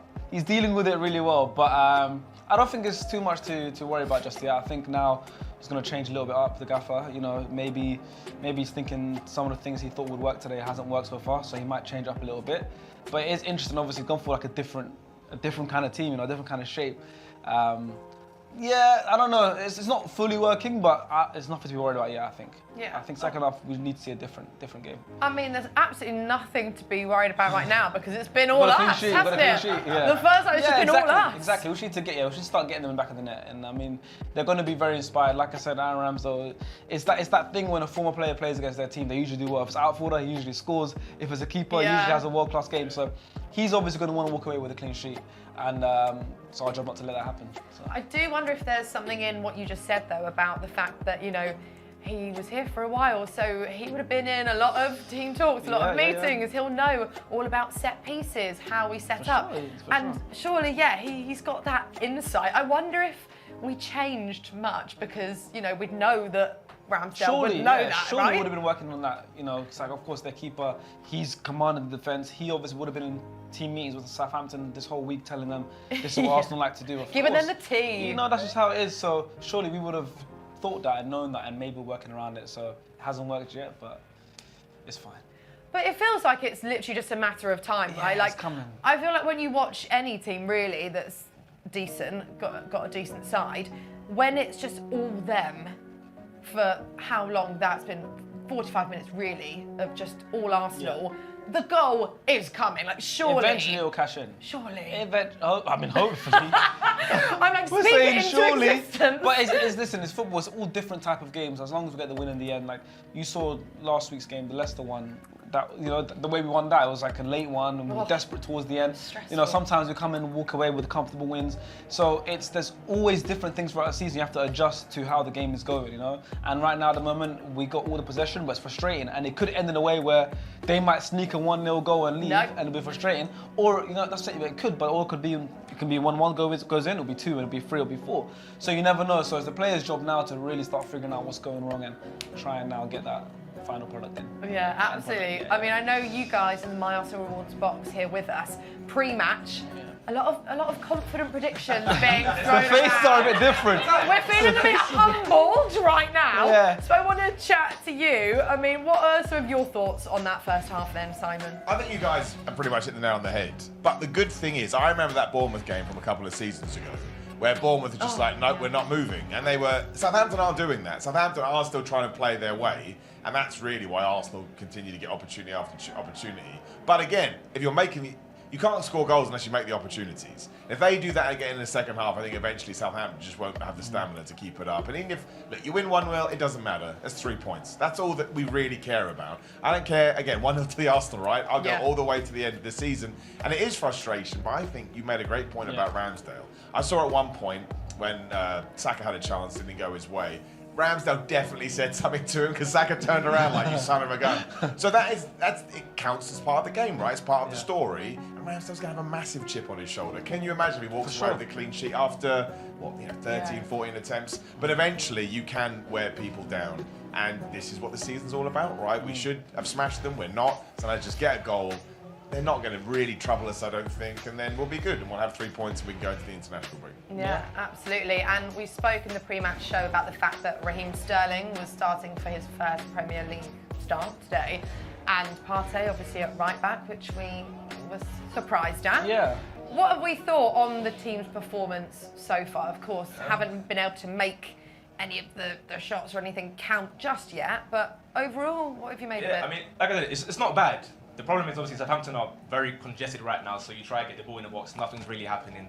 I would like to see maybe Sterling try to be a bit more direct. Obviously, it's his first start at the Emirates, so maybe he's a bit wary of trying to take everyone on. He's kind of giving the ball back a little bit. If you can stretch the defence a little bit, then we can get in behind, make those chances for Havertz to get in, Saka to get in. But overall, I'm still comfortable with the 3-0. I'm still expecting more goals. Okay. And I'm not worried about Ramsdale from the set pieces because I know Nico Hover, he makes a new one every week. So whatever he did last year is different. Yeah, he's drawn something new up. Well, what about the goal that Saka scored the other day as well? From the free kick that I don't know about you guys, but I was like, who did it come off of? Yeah, I was like, wow, I haven't really seen that one before. That was good. Yeah. What about any changes then that we would make? What do you think Mikel might do? I would stick with it for now, like the classic 60 minutes, right? If we get to 60 minutes and we're still facing this, then I think you bring Martinelli on, always has energy, right? He's very, faces forward and goes. And that could be the difference, especially because they now, maybe Southampton changed their backline, but I don't think they would do that if it's still 0-0. Yeah. Otherwise, though, I think what we got right now is good for another 20 minutes. I do, because again, like you said, it was ridiculous. And the only problem with some of the chances was they became a bit messy, didn't they? The ball was pinging around the place. We need to get a few more clean-cut chances. The best thing is you get a goal, then you can bring Martinelli off, and that will just finish them off. It's like in a video game, right? They're going to exhaust their HP, and then they'll be done, and then... So I actually don't think we need to do much different. Just keep doing what we are doing and hope for a better end product, Yeah. I agree. Spot on, honestly. I'll keep it for how it is now. And then, start making the changes. Hopefully get a goal before we can make a change as well. That'd be nice. Who would you want to bring on then? A certain Ranieri? Oh, we want to see Ethan. We want to see Ethan play. Even his cameo against Leicester, when we were chasing the result and he came on, it was, we were drawing the game and there's still, 5 minutes of regular time to go, and Arteta trusted him and he looked like our best player on the pitch. So we all want to see Ethan play. Hopefully we get to see him play when we're winning as well, so it's a bit more leeway, but regardless, hopefully he comes on today. I want to see him play. What a talent he is, by the way. Like, I know as Arsenal supporters, we're always wanting the best for people that have come up through Arsenal, and we love that. But he's so good as well, which really helps, doesn't it? Because you're rooting for them, but when you were that talented, it kind of makes it easy. You like Ethan? You like Ethan? Yeah. He's the what? He's the best English player in the world. Best English player in the world. Oh! I mean, I think he could be one day. That one day is today. Yes, I like that. Oh, no pressure. Let's put all the stocks in Ethan, I love that. Yeah, no pressure. To be fair though, like me growing up, we grew up on Fabregas, just have the keys. You're 17 years old, have it. So it shouldn't be a shock to us that Ethan Nwaneri probably will get into this team in the next month or two and start stamping his authority. Because again, comes on today, makes a little impact. You never know. Like my boy Zach, he might be cooking something there. Let him land. Exactly, he's right. I suppose it's like trying to sometimes ease some of the youngsters in. I mean, look, Ethan's obviously been about for years. We've all known who he is for a while now. But I think there is something in just kind of giving them a gentle easing into it. Because especially nowadays, right, with social media, with everything, there's so much pressure on these young players that's a lot to take on, a lot of responsibility, a lot of weight on your shoulders. Yeah, but he seems like nothing that bothers him, you know? Yeah. Like, he did say he made his debut at 15 years old as the youngest player, mad, youngest Premier isn't player to ever play. Since then, obviously, everyone's known of him. He's had a pre-season with us now, a couple of pre-seasons. And ever since he's been playing this season, you know, obviously he's scored a couple of goals already here at the Emirates in the Cup game. But even, like I said, the Leicester game, he looks ready. He looks ready to play, you know, and like you just said, Fabregas at that age was playing, you know, young Wilshere was playing. Like, he's not too young. If he's that good, he's not too young, and I think he's ready to play. Especially with the injuries we have, and you know the rotations. Marino's come back to fitness. Odegaard's still out. This is a good chance to get him to play. So yeah, we want to see more minutes for Ethan. I think he's ready. Yeah, we do. Simon, hello. I want to chat to you Please. a bit more because I mean. I've got to say, I can see your biceps protruding from your hoodie. You are a wrestler, so a bit of context to that slightly weird comment from me there. I appreciate it. You are a wrestler. Can you please tell me everything about that? I have been watching the Vince McMahon documentary. Yes. So obviously now I am super into wrestling. And to be fair, I grew up with my brothers just trying out wrestling moves. Of course, I mean, that's Walls what of we do. Jericho. Yeah, Bit of a throwback. Do you remember that? Y2J, Yeah. of course. Spent a lot of time like In on the the Walls of floor just Jericho. Yeah, I trying was to get doing around the it. Walls of Jericho. Yeah, choke slam. Honestly, had a really fun childhood. Anyway, so tell us about your career. Yeah, no, for sure. I mean, that's how I started doing all this stuff with Arsenal because the lovely people watched. I do some videos about wrestling as well. That's how we got hooked up. Like, Millie, you're an Arsenal fan? I was like, absolutely. So we came on down. But yeah, no, it's really cool. So it kind of ties in. I was actually in Texas over the weekend for the Houston Texans versus Jacksonville Jaguars game. And because they have all the tailgate parties, they just set up a wrestling ring outside.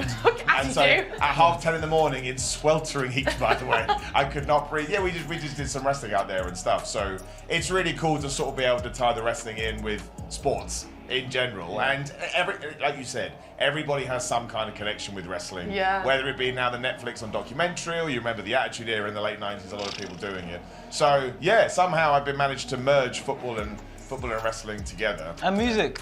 And music. That's how I discovered you. That's right. Yeah, I react to music as well. So yeah. I do all of these. There's a lot of things. Yeah, go on. Yeah, because earlier Sharky said that he was like, yeah, watch his videos. I wanted to get into hip hop music, so I thought I'm just going to start reacting to it on the internet, and I fell in love with it. I thought it was the greatest thing ever. So yeah, I fell in love with him. There you go. See, he's a lovely man. From his content. So yeah. And I realised he does wrestling as well, and I was like, I love wrestling. And then today I found out he's an Arsenal fan. I'm like, we're my best friends. I'm happy to be your best friend, my friend. Same. But it's true, because it is interesting. Obviously, he does the YouTube stuff as well. That's why I started wrestling. I started covering it from a content point of view. And then I was like, oh, maybe I should go and do this as well. And here we are, sort of, 5, 6, 7 years later. And it even brought me to opportunities like this. So I like it. Wow. It's like a small, happy family, yeah. Okay, follow-up questions. Do you have a wrestling name? No, I'm such an idiot. I know. So what I decided to do was, because I was making wrestling content, I was like, well, I'll document my training. I mean, it's the most modern day thing ever. And so by the time I debuted in real wrestling promotions, all the people that owned them were like, well, we can't. They all know who you are. They've seen you on the internet. Right. So if I'd walked out as like, Bert Wallpaper, they'd be like, no, you're Simon Miller. Yeah. So I just had to stick with my name. But actually this year we're trying to add in nicknames. We haven't done it yet. We're trying to think of new sort of over-the-top names that we can sort of focus on instead. So it's a work in progress. But otherwise, I am just boring Simon Miller. So boring. I know, so dull. boring. So dull. Are you a goodie, baddie? Like, what's the vibe? I'm mostly a good Give us your guy. background It's called a babyface in the heel. There we go, boom, he's got it. Who? A heel is a bad guy. Yeah. A face, a babyface. Oh, a heel. Yeah, no, I've learnt that. Yeah. Just so I'm a babyface in like 90% good guy, 90% of promotions, but then there's a couple that book me as a bad guy, and it's way more fun. Everybody wants to be the bad guy, right? Yeah. Oh, I love that. Yeah. Who else, by the way? I mean, I think the players are starting to come out, but who do you think out of the Arsenal squad would make a good wrestler? Good question. Oh, Zachary, hands up. Do you have the answer, or do you want to be the wrestler, Zachary? Probably me. Do you think you'd be okay? As far as I'm aware, I know we start them young, but I don't think you're part of the Arsenal squad right now. But you never know. Do you have an answer? Who would you Okay, pick? the players are coming out, so we're going to have to wrap this. Gabriel. Sharky, still feeling confident? Yes, of course. Okay, come on, let's hear it. Come Come on. on, you guys. Dan Sharky, back to you for the second half. Many thanks. Let's hope that we get a goal in the second period. Arsenal being held by Southampton here after 45 minutes. A little frustrating, but a little disjointed as well. Chances, but not necessarily clear-cut ones. And Ramsdale has made a couple of stops, but you would not call any of them spectacular. Needs to be a bit more proactive here. Can Arsenal click over the second 45? AD. Yeah, I hope so. It's just speaking to a few of the guys in the press room there at half-time. Much the same opinion as we sort of shared on air in that first half. Spoke to Perry Groves, and he was just saying, too predictable. Got to mix things up a little bit, show a little bit more speed of thought, taking the extra touch maybe in the wide areas where we don't have to. So I'm sure that Mikel Arteta has passed on all that feedback to the players, and hopefully we see something a little bit sharper from a second half. Sterling breaking forward on the left-hand side. Jesus takes his off his toes, but shooting range, looking to curl one. Needed to bend an awful lot, needed more pace on that. In truth, if it was on target, Ramsdale would have saved it easily. Yeah, I'm not sure how Raheem Sterling would feel about that, because he took a great touch in the infield. You think, oh, he's opening up nicely for the shot. It's whipped off his toes by Gabriel Jesus, and look, I like his idea. He's looking to use the defender as a marker, curl it into that far stick, but it didn't work. It went just wide. Bednarek has possession for Southampton, pushes it forward to the left-hand side as Saints come forward again here, 0-0. Still looking for their first league win of the season. They were beaten easily by Bournemouth last time out, going down by 3-1. There's been some pretty disappointing performances from a Southampton point of view so far this campaign. Drew with Ipswich. Prior to that, knocked Everton out of the League Cup. Of course, they'll take on Stoke City in the next round of that. Obviously, Arsenal away at Preston. We'll be with you for that one at Deepdale, as Arsenal look to progress a little further into the League Cup. Here is Jorginho for Arsenal. Now it's with Calafiori. Calafiori to the left-hand side for Sterling. And now it's with Gabriel and eventually Saliba. Saliba short for Thomas Partey at right back here. Plays it for David Rose. Not had too many touches of the football. On the bench for Arsenal, incidentally, Martinelli, Kivior, Tomiyasu, Trossard, Marino, Butler, Oyedeji, Miles Lewis, Skelly and Ethan Nwaneri. So good mix and plenty of options, you would have thought, certainly in attacking areas for Arsenal there. It's made, I think, for Trossard, Martinelli. Just seeing Declan Rice there sort of make that gesture, switch play a bit quicker to me. I think that's in general what we could have done. We're very good at it normally, but the switches of play were sort of done in stages, weren't they? It sort of was a bit slow. A to B, B to C, then C to D.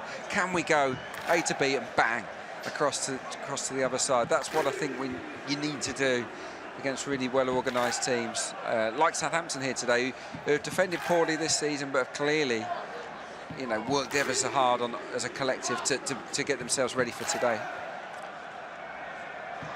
Partey coming forward, runs into trouble. The ball flicks up. Jorginho takes it down. Now it's with Gabriel, side foots it to Saliba. All this play inside the Arsenal half. We've had 3 minutes of this second period. Saliba slips it through, but it's Southampton that win it back, and Aribo plays it forward. Now it's with Archer on as a substitute for Ross Stewart, who went off injured, of course, in that first half. He's not had too many touches of the football.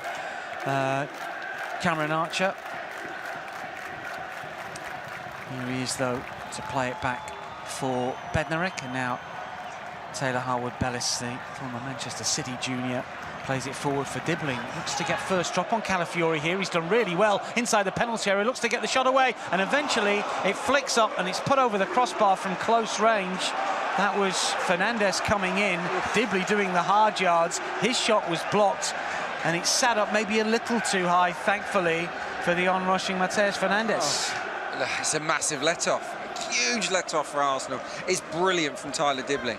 He leaves Calafiori for dead, doesn't he? He skins him for pace, feeds it into the box, it takes a deflection, and it bounces up really invitingly. I think it's an easier chance than I first thought for him. Yeah, for Mateus Fernandes, and he hits on the volley. He's only, what is he, 8 yards out? Yeah, and he hits the top of the crossbar.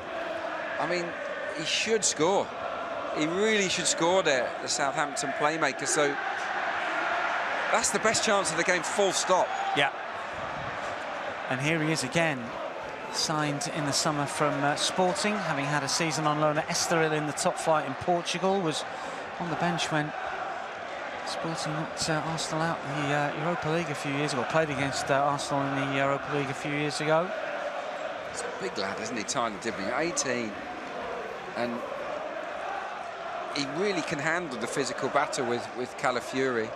Yeah, well, he showed that there, didn't he? That was very impressive. For a youngster to go round the Italian like that, I thought that was really eye-catching, and it should really have created a goal for Southampton. A little bit of a throwback with the attire, got the socks rolled below the ankles. There can't be a shin pad under there. Well, there has to. You have to have shin pads, don't you? It literally must be that big, because that is around his ankles practically. You have to wear shin pads, don't you? That's there is a law. You have to wear them. I know that a lot of players don't like wearing them and don't wear them in training, do they? No, I never wear them in training. I never used to. Which would worry me a little bit, but you know, I'm not a professional footballer. No, I never have been. I get it. No, I completely get it. But I know they're very small, aren't they, these days? The ones that players wear, by and large. Yeah. See there, better pressing. We've had a lot of the ball in the game. I think we had 70% possession in that first half. But when we don't have the ball, we've got to be at it. You've got to be pressing with a little bit more aggression than we've seen. Calafiori wins the aerial duel with Dibbling, finds Sterling. Calafiori wants it back. Sterling still going, runs into trouble, still has possession, takes it to the byline, still going forward. Sterling to pull it back. Good block from Harwood-Bellis, and it's out for a corner. He'll keep going and going, won't he, Raheem Sterling? He never gives up. Very positive. He could have played Calafiori in on the overlap. He ignored him, ran into trouble. And then the ball fell kindly, and he thought, well, I'll just beat you again. Got to the byline superbly, Raheem Sterling, but then you've got to credit the defender. Harwood-Bellis is out there to make a real last-ditch block to stop the cutback. Better from Sterling, but it's not smooth, it's not fluid, is it, from Arsenal this afternoon? Well, the Gunners do have a corner, and it will be Declan Rice to take, and Gabriel waits on the penalty spot. And Jesus is there as well, and it comes towards the centre of the goal, cleared away. Jorginho might have to use David Raya here, who's on the halfway line. Here is David Raya to wait, and then right-footed the diagonal, hoping to hit Gabriel or Rice. Can either of them keep it in? Rice can. Gabriel has it now. Left wing at the moment, the big Brazilian. Now it's with Sterling, more suited to that wide role. Calafiori back on his left side, looking for Declan Rice. Rice up against Sugawara. Still looking for a way in, the Gunners here. No movement is there for the man on the ball. It's limited movement. It's a lot of players in the box. I'm looking at 4 or 5 red shirts waiting. Someone's got to come out and help there, just to create some kind of overload, try and find a spare man. We've been below par, I think, in the way that we've moved the ball around today. Throwing taken, Calafiori has it at his feet, dances towards the edge of the area, then runs into Aribo. That looked awkward for both players. Aribo stayed down, Calafiori on his haunches at the moment. That didn't look good at all, just awkward more than anything else, AD. Yeah, I hate it when you sort of... Clash your knees, clash your shins. Yeah, look, I don't think there's a foul from either player, but he just... I hate it when a player overruns the ball. It's a loose touch and then they try and compensate, and you often see players sent off in those situations, overstretching. Thankfully, Calafiori didn't sort of reach out with his boot. But look, you can hear the Southampton supporters across the way from us. They're in full voice. We get a response from the home faithful, but 54 minutes almost now on the clock, and still just that one shot on target. Rebo has it for Southampton, tries to play it infield, but not taken first time by Sugawara.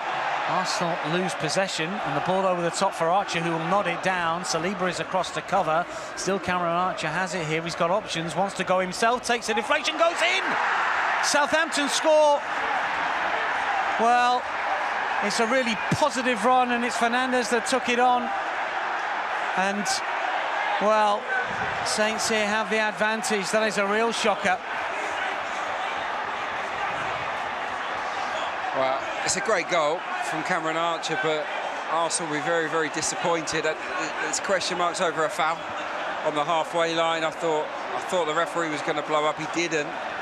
And then Fernandes has been very good in this game. I think so we're going to look at it now. Sterling comes in field. Is there a foul from Fernandes on Sterling? You could say there is. You might argue that he's gone down easily. He clips it into the left channel for Archer. There's no right back. So he's 1v1 with Saliba, and he goes inside him too easily, doesn't he? I think you could give up, you could blow for a foul there, but he doesn't. And then he spins into the channel. Oh, is he offside? Yeah, I mean, there's 2 points there. As you say, Fernandes may well have fouled, and Archer might have gone too soon. We're getting no news as to the check, but it will be being looked at. He cuts inside Saliba, and it's a really tidy finish. He just passes it into that far corner really, really nicely. Right in the bottom corner, it's given. Must have been tight. Well, we've not seen it again, but Archer's goal stands, and Southampton have a lead here. That, well, you would not necessarily say their play deserved it, but the way that they've defended has given them a platform to sort of go for the smash and grab raid. Yeah. As you say, Fernandes, who just sort of spun into the player, didn't he, really? Yeah, like, has Sterling gone down too easy, maybe? It's not a definite foul. It's one that that could be given, but it's not a definite. It's not a howler as such. But what I will say is that there's a big open gap for Fernandes to clip the ball into, and Archer does great. He's already on the move. He spins around, and he stays on side, as we found out. And then 1v1s with Saliba. A lot of players back away from that, but to his credit, he didn't. He was confident enough to drop a shoulder, come in field, and just pass it into that far corner. It had a lot of curl on it. He aimed it outside the post, and it just curls inside. Really, really good goal from his point of view, but not good from our end. And look, we've got 20. How long we got? Half an hour or more, 35 minutes or so to score 2 goals. We're capable, we know that, but it's not going to be easy. Yeah, curious transfer, wasn't it, with Cameron Archer, because he was at Sheffield United, came back to Villa, who had an option on him, the way I read it, but was shunted straight out to Southampton, so bounced from a couple of clubs in quick succession, which I wasn't quite sure was allowed, to be honest. I agree, yeah, I agree. But that's his first Premier League goal for Saints, having scored 2 in the League Cup earlier. Yeah, but I mean, obviously, it wasn't offside. We've not seen any lines drawn or any sort of. It looked level, didn't it? Yeah, it was more the Fernandes foul, wasn't it? Really, he sort of took it on turned. Here is Havertz though for Arsenal, edge of the area, takes the shot. Oh no, my word! Wonderful goal. Kai Havertz scores again here at the Emirates. We're 1 apiece, and it's a thumping effort from the German, who cannot stop scoring. 6th of the season in all competitions, and he's scored in 5 consecutive home games now for the Gunners. We're all square. Yeah, standard. Kai Havertz at the Emirates Stadium. He always scores. That's how it is these days. That is some finish. Left-footed, 17 yards out. Oh, he strikes the ball cleanly here, Dan. He whips it. Left-footed, in off the post. It's a great turnover initially from Saka. It's another Saka assist. He is the leading assist maker in the Premier League this season, Bukayo Saka. He wins the ball, he feeds it to Havertz, and then there's only one result, really. but the way he hit the ball cleanly with his left was mightily impressive. Well, Kai Havertz, what a season he is having. Saka again with the assist, as you mentioned, that's half a dozen for Bukayo Saka. And Havertz becomes the first player to score in 5 straight home games in Aston colours since Pierre-Emerick Aubameyang some 5 years ago. And the Gunners restore parity fairly quickly. Here is Sterling to break forward. Jesus is going to take it on, but I think he's offside. Play continues for now. Jesus has it, looks to try and centre, wins a corner, flag goes up. Yeah, offside. Yeah, and he's a mile off, Jesus. Yeah, he was, wasn't he? Oh, you say a mile? Well, half a yard. I thought you're very confident we're going to see. And we're the other side of the ground. This is a triple change. Look, Arteta's not happy, clearly. We're going to see Mikel Merino, we're going to see Trossard, we're going to see Martinelli. Wow, 3 stellar players to bring on the pitch. And look what we've got, half an hour plus injury time to get a goal. Surely Southampton can't score 2 here. So, changes like this. Sterling, the first player to come off. Gabby Jesus coming off as well. Martinelli, Trossard coming on now. Then is it Jorginho, the other player to come off here? With Mikel Merino for a Premier League debut. The former Real Sociedad man who, of course, was injured in his first training session when he did his shoulder when first coming to the club. Good to see him back. Played a bit part against Paris Saint-Germain, and a huge cheer as the Spaniard comes on. Yeah. He will play in that Jorginho role. Yeah, I'm looking forward to seeing him. Look, it's been more of a 2 today, Jorginho and Rice. And I think Merino and Rice issue combo with Havertz pretty much as a striker. It's 4-4-2 today, I think. I think that's how I read our shape. But are we stronger now than we were at the start of the game, personnel-wise? I think we are. Well, you would say that. I mean, Trossard's been in great form, as we know. Martinelli's just got back to form, hasn't he? So yeah, Havertz has gone up front now, clearly, but Trossard is up there with him, really. He'll float sort of in the Odegaard role, I guess, but it's definitely, it's more of a pivot with Merino and Rice, I'd say. So 1-1, and we have got 29 minutes remaining, and it's Sugawara who's breaking forward. Calafiori is strong. Taps it through here for Havertz. Saw the challenge coming, skips away from Walker-Peters, pushes it to the right-hand side, and Bukayo Saka inside the penalty area. Saka plays it back for Rice, places it over the crossbar. It's not a good strike from Rice, but excellent football starts with Calafiori winning the ball at left-back, and we sweep the ball right. Saka does the right thing. I think it's a nice idea to just tee it back to Rice. There's nothing wrong with the weight of the setbacks. It's nice and gentle. But Rice is leaning back as he hits it, balloons it over the bar. But look, you see, feel the temperature inside the stadium has just warmed up, hasn't it? I talked about getting to boiling point, and I feel like we're getting closer to it now. Walker-Peters coming forward for Southampton here. Cameron Archer is calling for it, shields the ball well, but then loses out. Yeah, and Southampton have worked very, very hard in this game, and we see it every single match. It is so tough to keep that up for 90 minutes against any team, and especially tough against Arsenal, who seem to have better fitness levels than pretty much every other team. Here is Havertz breaking forward again. It's another really good run. The shot comes in, but wide of the target, just a goal kick. Yeah, look, good acceleration, wasn't it, from Kai Havertz? Lovely pocket. We didn't see that in the first half. Picking the ball up between the lines, drives. In the end, he scuffs his shot, left-footed, but it's getting the crowd up. It's the whole place is getting into the game all of a sudden. It doesn't feel like a formality anymore that we're going to win the game, and that's brought an extra 5 or 10% out of the players, no doubt about that. I mean, it feels very different at 1-1 than it did at 0-0, even though it's you know, the same scoreline to a certain extent. Here is Thomas Partey with a shot, takes the deflection, goes wide, could have gone anywhere. Yeah. Corner.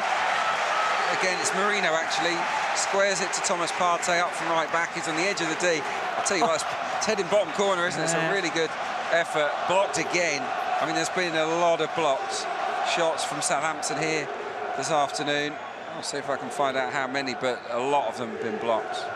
Corner for Arsenal. Saka will take.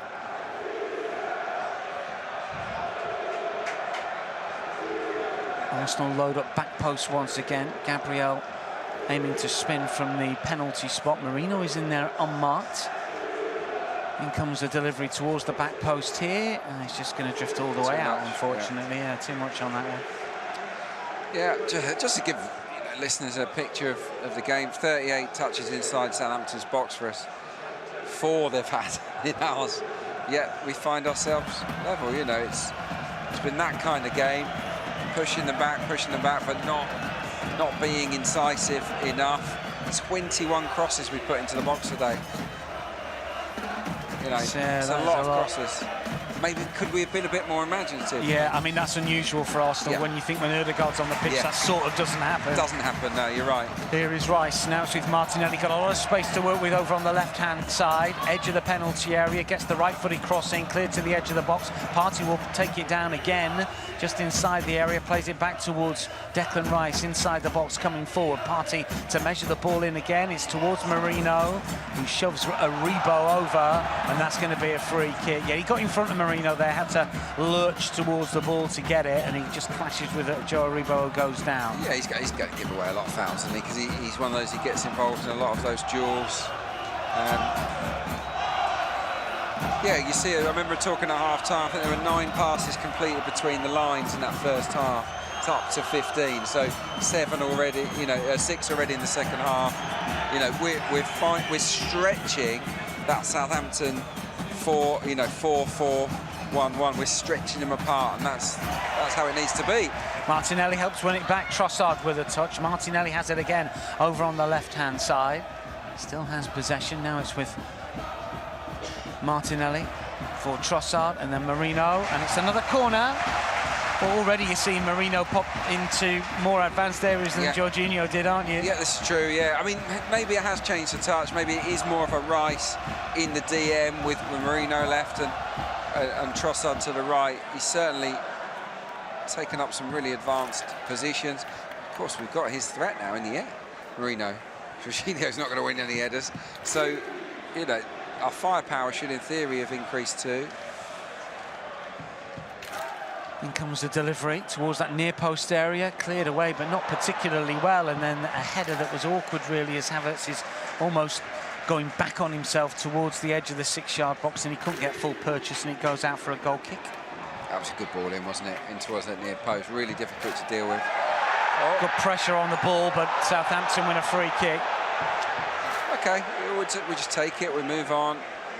Yeah, look, Southampton looking to play. Look, I think we're in an okay place. It's 1 apiece, yes. It's not where we want to be, but the team have gone through the gears. We're, first half, second gear. I think we're up into 4th now. We're looking like we're motoring. It's just a case of getting our noses in front, and then I think we could even kick on and get a 3rd. But it's so important that we maintain this momentum that we've got.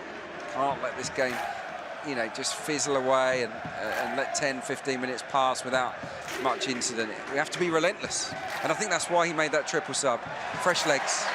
Merino picks up a loose ball on the halfway line, looks to play it forward. Really good block from Flynn Downs, Southampton captain, who's covered an awful lot of ground in this game, most of it without the ball. Calafiori will take a throw in here for Arsenal.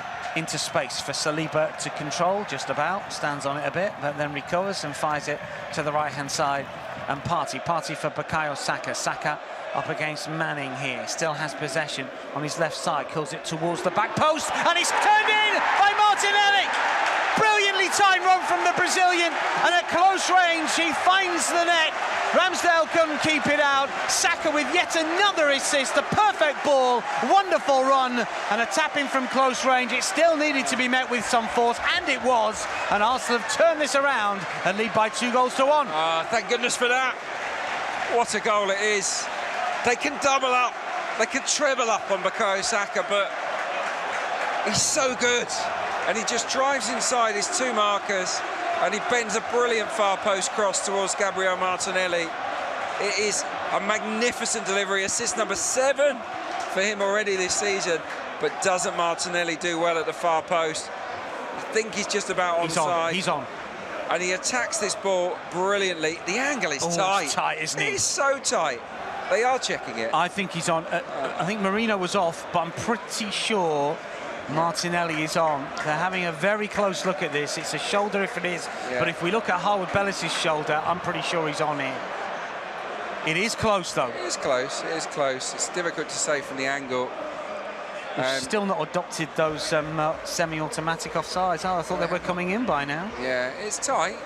I really hope that this goes our way. The angle is deceptive, the way that we're looking at this. So. I think he's on. I mean, his feet are certainly on side. Feet are on. Yeah. It's the shoulder if he is off, but it is close. Yeah. I mean, a different angle, and he looks completely on. But I mean, absolutely on side. Yeah, I mean, I don't know why it's taken so long here. It's a great volley at the far post. The angle is super tight, really tight, and he bundles it in ahead of Ramsdale. I think they're going to give this, surely. I mean, we're looking at angles that aren't really telling us anything here. I'm hoping that those in charge are... In no world that I live in should that be offside. But it's a funny angle, isn't it? But it's effectively level. There's no gaining an advantage there. But, oh, no, exactly. You know, do you know what I mean? In the true sense of how the law was brought in, there's no way he's offside. No, exactly. But we don't deal with that in the modern game, do we? No, we don't. Look, you know, shoulders, etc. I mean, he's leaning quite a bit. I think he's on here. He's onside. He's onside. He's onside. Havertz is off. Does Havertz... Marino is off. Does Marino touch the ball? I don't think he does. That's the second thing here. Does Marino get a slight touch because Marino's off? No, he doesn't. He's nowhere near him. He's a good couple of feet. It's a goal. There we go. Never quite sure who talks about you can't celebrate these goals, because Arsenal just celebrated twice. Yeah. Well, Martinelli has found a bit of form recently, as we know, and on as a substitute here, he has scored a crucial goal that potentially will spark an Arsenal victory, because the Gunners are in front for the first time in the fixture. It's difficult to see Southampton coming back from this, but you never know. No, let's not count our chickens. You know, Leicester scored here twice, of course. So you look, I would expect us to go on and get a third here, if I'm honest. It's a great goal. I'm just looking at the replay above us here. They got 3 around him, and he just ducks inside Saka, and the whip on the cross is tremendous. And the control on the volley, it reminds me of that goal Trossard scored at Chelsea. Yes, do you remember very that? similar. Yeah, very similar from the angle.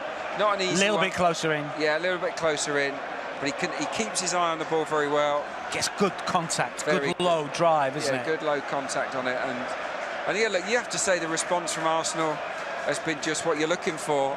Southampton scored in the 55th minute, and by 68 we're in front, so that is a good reaction. Second of the season for Martinelli, having scored against Leicester, of course. When he scored against Leicester, it was plain sailing, but a bit different today. Of course, Martinelli struggled earlier this campaign. Let's see what Trossard can do. He's been excellent this season for the Gunners. Now it's with Bukayo Saka. Gets to the byline, another cross comes in, does it? Still going, wants to get the shot away himself, maybe. Does get the shot away, fine save from Ramsdale, who pushes it out in his near post area. Southampton look to complete the clearance, but don't they give it straight back to Arsenal's star boy. Here is Rice, and now it's with Gabriel. Gabriel short for Martinelli. Martinelli for Calafiori. Calafiori drives in the cross, nearly gets to an Arsenal player, not quite throw it. Yeah, it was magnificent from Bukayo Saka.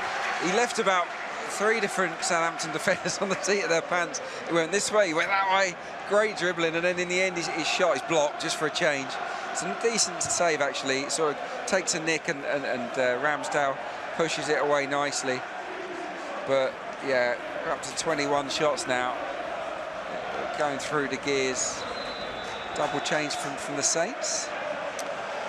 Yeah, alterations here. We are going to see Adam Armstrong. Looks like we're going to see Paul Onachu as well. He looks a giant of a player. He's a big lad, isn't he? Big boy. Manning off, and the man who created the goal to a certain extent. Fernandez is off. Yeah. Onuachu is on. Yeah, they've got to go for it. Southampton under pressure to get results and points. Onuachu is massive. It dwarfs Gabriel Magalhaes. Huge, isn't he? Yeah. But look, hopefully, most of the remainder of this match is going to be played in Saints territory. Yeah, they've taken off a defensive player. So in theory, you know, there should be a little bit more space for us going forward. Trossard with the fancy footwork. Onuachu wins possession back, shows some good skills himself, and then Dibbling will knock it back. Now it's with Sugawara, and eventually Bednarek to prod it forward. Kyle Walker-Peters has it now, runs into trouble. Doesn't quite give the ball away, though, unfortunately, from an Arsenal point of view.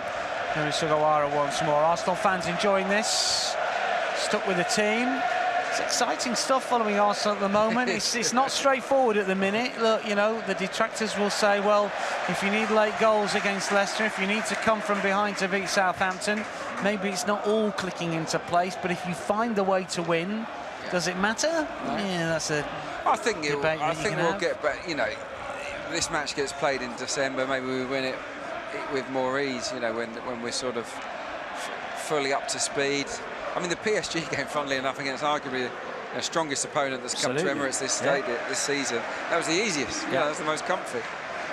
So, yeah, I do think finding the right balance between that unbelievable defence that we've shown away from home and sort of keeping that formula here without taking away from our brilliant attacking plays is something we're still searching for. The referees let that one go. Saka was felled. Dibbling has it. Now it's with Aribo, option over on the left-hand side in the shape of Cameron Archer, the goal scorer for Saints. Here is Alwood Bellis, and now Kyle Walker-Peters again. Onuachu is going to give Gabriel and Saliba something very different to think about. That's if Southampton can get those balls inside the box or towards the penalty areas. And a shine of a striker came through at Michelin, play for Racing Genk in Belgium. Here is Armstrong, gets to the byline, looks to chip it towards the back post. Cleared away by Thomas Partey. And Rice completes the job. That was a little danger. Yeah, there's a couple of times they have got in down the right-hand side. Calafiori maybe, you know, defensively hasn't been at his best today. Dibbling beat him. Adam Armstrong gets free of him and produces a good cross from the byline. It needed defending from Partey and Rice. And yeah, look, Southampton haven't given up on this. That's for sure. Committing a lot of players forward now, which could be good news for us on the counter.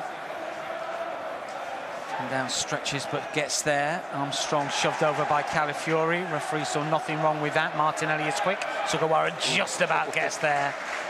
Brazilian was making up ground very, very quickly on the Japanese start. Here is Downs. And now Bednarek towards Walker-Peters. Forward for Joe Aribo. Does the ball do the work? Looks to try and stride away from Rice. Rice does well, sticks with his man. He does. Yeah, look, big unit, aren't they? Rice and Marino. You know, you look at them on the pitch and you think that's a nice combination. I'm looking forward to seeing that develop over the course of this season, particularly when Ødegaard comes back. You've got, you know, technically a brilliant midfield, but also a really outstanding unit out of possession with Ødegaard, Rice and Marino. So yeah, it's going to be good to see them evolve over the course of the next few months. Downs side foots it here for Dibbling. Armstrong thought about going inside. Dibbling will still have it on his left side. Does get the shot away. Well, does Rye get a fingertip to that, or does it take a deflection on its way through? But the teenager has won a corner. I tell you, he's a player, Tyler Dibbling. Just drops the shoulder, goes past two players, curls it in, just hits the outside of the post. Takes the deflection off an Arsenal player, doesn't it? Yeah, just a little nick off an Arsenal player, and then it hits the outside of the post. He is top class, Tyler Dibbling. One to keep an eye on. Oh yeah, he won't be at Southampton. I'll tell you now, he won't be at Southampton this time next year. He'll get a big move. Southampton have a corner. Still got some defending to do. Curled in. No, and it's hit the crossbar. Armstrong threw himself at that. And Arsenal get lucky. rolled out for Martinelli to race forward. Dibbling is shoulder to shoulder with him and does brilliantly here to hold Martinelli up, but Martinelli will play it into the path of Havertz on the right-hand side, and Havertz slows it down as Arsenal regroup. Harwood Bellis, I think, he had the effort to hit the crossbar, number 6 for the Saints. It was close range. He didn't know a lot about it, and it sort of comes off him onto the crossbar. That was squeaky bum time, really, for Arsenal there. Striking the post in quick succession from very different opportunities, Southampton.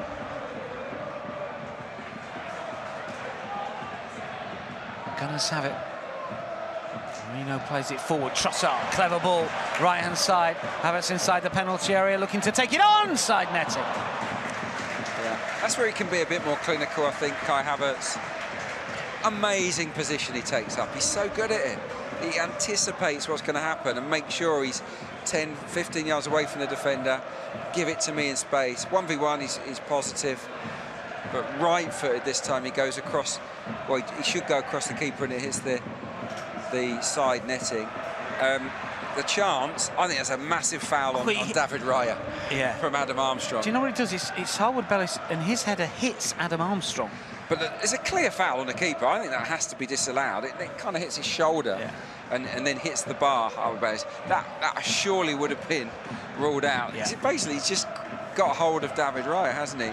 There's a difference between standing in front of him and then wrestling the goalkeeper. So, yeah, I'm not sure that would have counted. Would have been very fortunate on a lot of ways. Here is Dibbling on the right-hand side. 2 players with him. Armstrong looking for Sugawara. Low ball in, big chance not taken. Raichu needed to gamble a little bit more. Not quite sure how close he was to maybe getting something on that, but he didn't even try. Yeah, it's a good overlap, isn't it? From the fullback, Dibbling again involved. Waits, goes into the front man. He's on. Excellent play. It's a nice triangle.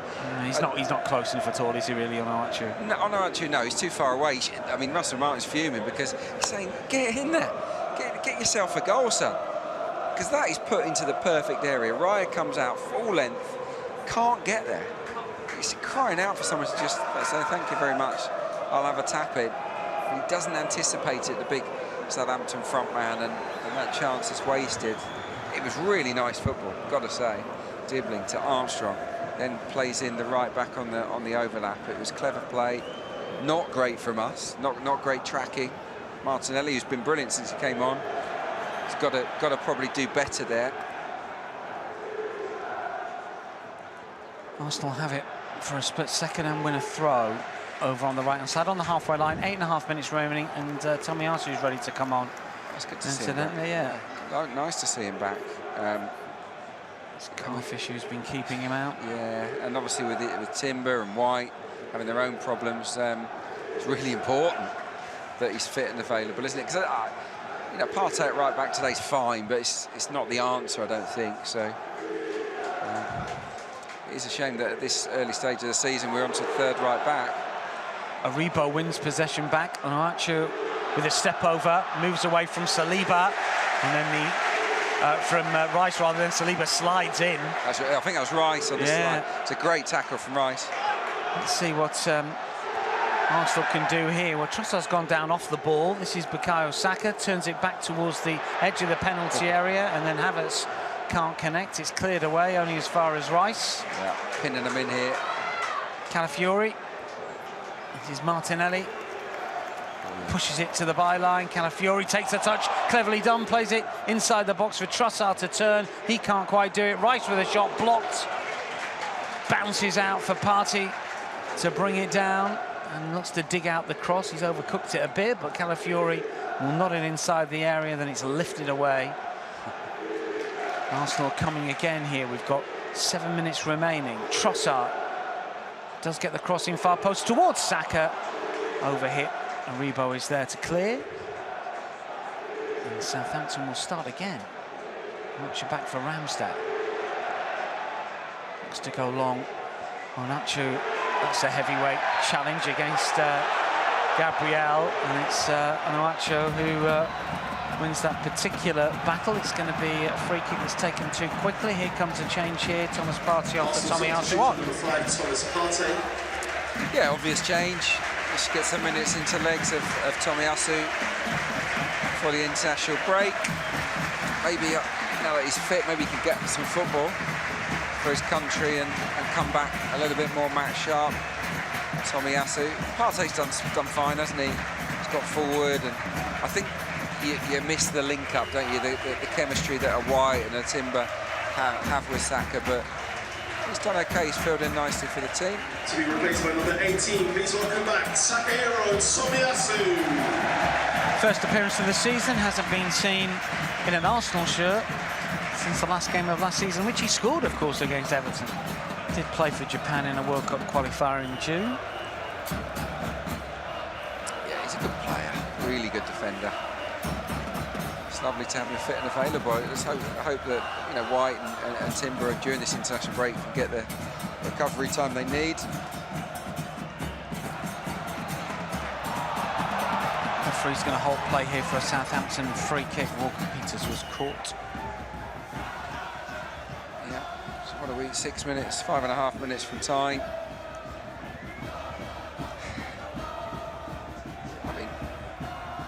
We should have scored more, clearly, but I think we've got to be pleased with the way we responded to that setback. That's what good teams do. It's what the best teams do. They don't panic. Same as we didn't panic against Leicester. Kept on plugging away and went up a gear, really, didn't we, to get the win there? And that's what's happened here. Well played, Calafiori. Long punt forward. Russell Martin's not happy about something. Saka jumps. This is Havertz. Rebo is there. A lot of stoppages last few minutes. It's taking the sting out of the game. I know City were 2-1 up, Dan. Yeah, 3-1 the last I saw. Yeah. Just looking at the Japanese squad for the upcoming World Cup qualifiers. They take on Saudi Arabia, then Australia. 2 big games for them in a week and a bit's time. But he's not in the squad, Takahiro. Okay. Tommy Asu, I guess he's no surprise, and he's only just come back, but you're always wanting to get a bit of game time. Yeah, kind of, yeah. Although the travel can be very draining, can't it, on the players? So, maybe it's for the best. They could probably, Mikel Arteta might, in the second part of the international break, might arrange a game. I would have thought London Colney for guys like Tommy Asu, maybe for Marino. I don't know whether he's going to be in the Spain squad or not for their games, but you'd almost want to keep him back as well, just to sort of gradually work, maybe put him on an individual programme just to get him up to speed. It would seem premature, I think, of Spain to select him, given that he's literally just came off the bench the other day. I think he is in the squad. He's in the squad? Yeah, he's in the squad. They played Denmark and Serbia in the Nations League. He has been named in the squad. Key member, of course, of the European Championship winning squad. Yeah. Well, he might, I doubt we've played 90 minutes in both, so... I think we cope well, cope well without him. It was such a disappointment for him to injure his shoulder like that straight away, but obviously recovered pretty quickly, I think, from that kind of injury. So look, we won a third here, 3 minutes left. I don't want to be biting our fingernails, calling for the final whistle. It'd be nice to just have the luxury of a third here. David Raya has possession for Aston. We've restarted. We're going to see another Southampton change pretty soon, with Charlie Taylor about to come on. Not yet. As Trossard picks it up, he's got Martinelli to his left here. It's still Trossard, still going. Runs into Sugawara, and then Saka's shot! Picks up the loose ball and caps off a wonderful afternoon for him individually, with 2 assists and now a goal to give Arsenal the 3 points for sure. Rubber stamping the success. Pounced on it as it popped out towards him to rifle into the corner. It's Arsenal 3, Southampton 1. That'll do nicely. Just the job. Thanks, Bakayo. He read that really nicely, didn't he? He was onto it in a flash. Trossard races through the middle. Havertz as well. He's on the floor and he sort of toes it to Trossard. He strides down the middle and he's a bit greedy, really. He sort of gets robbed. And the Southampton defender, is it Harwood Bellis, just sort of has a heavy touch. Sugawara, isn't it? Sugawara, rather. Heavy touch. And Saka's there on the spot to just pass it into the far corner. And that, ladies and gentlemen, is that. 3 points.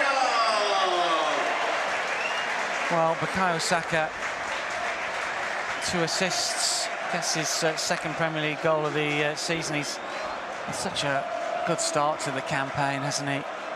Phenomenal. Yeah. He honestly, I think, Footballer of the Year potential. Yeah, absolutely. I mean, he's Arsenal's most effective attacking player. Yeah. Saka and Havertz, for me, have been a cut above. Yeah. Absolute cut above anyone else, actually, for us this season going forward. Obviously, you've got some stellar defensive displays from Gabriel and Saliba. But yeah, if Saka can keep this output going and Arsenal win the league, then look no further, I think. And our number 7 for Player of the Year. To be replaced by 21, Charlie Taylor. So Charlie Taylor coming on. Sugawara is getting the hook after that mistake. Arsenal substitution number 33, Ricardo Calafiori. And Calafiori coming off here for Kivior for the final few minutes. To be replaced by number 15. How's Calafiori done for you today? Very good. Well, 1 or 2 defensive moments that he won't be happy with. Dibbling skipped round him once too easily. A couple of times they got him down his side, but by and large he's been aggressive. He's been a really strong presence. Hasn't got forward maybe as much today as he might have done. Got 9 minutes of added on time, by the way. Oh, Southampton won't fancy that. I mean, this could get messy. I mean, I think he's still sort of adapting, isn't he, Calafiori? He's always wants to get forward. He's one of those players that sort of gallops forward an awful lot, looks strong in possession. Arsenal coming forward again here. Could be anything now. Saka looking to curl. Southampton, the shoulders have dropped a little bit. I'll tell you what, it's going to be hard to dislodge Calafiori from left back. Yeah. You know, because Timber was the guy. Yeah. It was White and it was Timber. But then we got a glimpse of Timber on the other side and Calafiori, and I think we all liked what we saw there. I just think Calafiori, because of the balance that he brings, because of the height, you know, an extra centre-back. And he's left-footed. I mean, Timber's right-footed, I isn't think he? the balance of the left foot, that's what I mean. I think that is a massive tick. I think he gets into my strongest 11 when everyone's fit, Calafiori. So who misses out here, Timber or White? To be decided. Am I allowed to do that? No, of course not. You're saying you've got your strongest 11. Give us your strongest 11. In the here and now, I'm going Timber, because Timber, you know, the last time we saw him was PSG, he was fantastic. And you know, he's been in really good form. It's so harsh on White, but it's kind of where we're at. And it comes from Saka. It might be forced in here. It's cleared away. It's a real melee inside the 6-yard box. Ramsdale made an initial stop and then suddenly it ricocheted around before the Saints defender cleared. He's found it difficult, Ramsdale, to deal with those balls in, hasn't he? I mean, he knew what was coming today. But yeah, it's not been easy for Rambo. Trossard, left-hand side, keeps the ball in just. Now it's with Kivior, who's proving to be a good utility player. Oh, great running from Martinelli to keep it in play. Not quite. Oh, that's unlucky. Spoil sport referee there. Yeah, 3-1 up, 93rd minute, and Martinelli's chasing every single lost cause. Yeah, Dedication. well, he's just come on, hasn't he? Yeah, he's just getting warmed up. But no, look, I have to say that the triple sub from Mikel Arteta at 1 apiece, I think it was, that was good timing. That was really good timing. I remember it was 59 on the clock. Yeah, Havertz had just scored, and he went bang.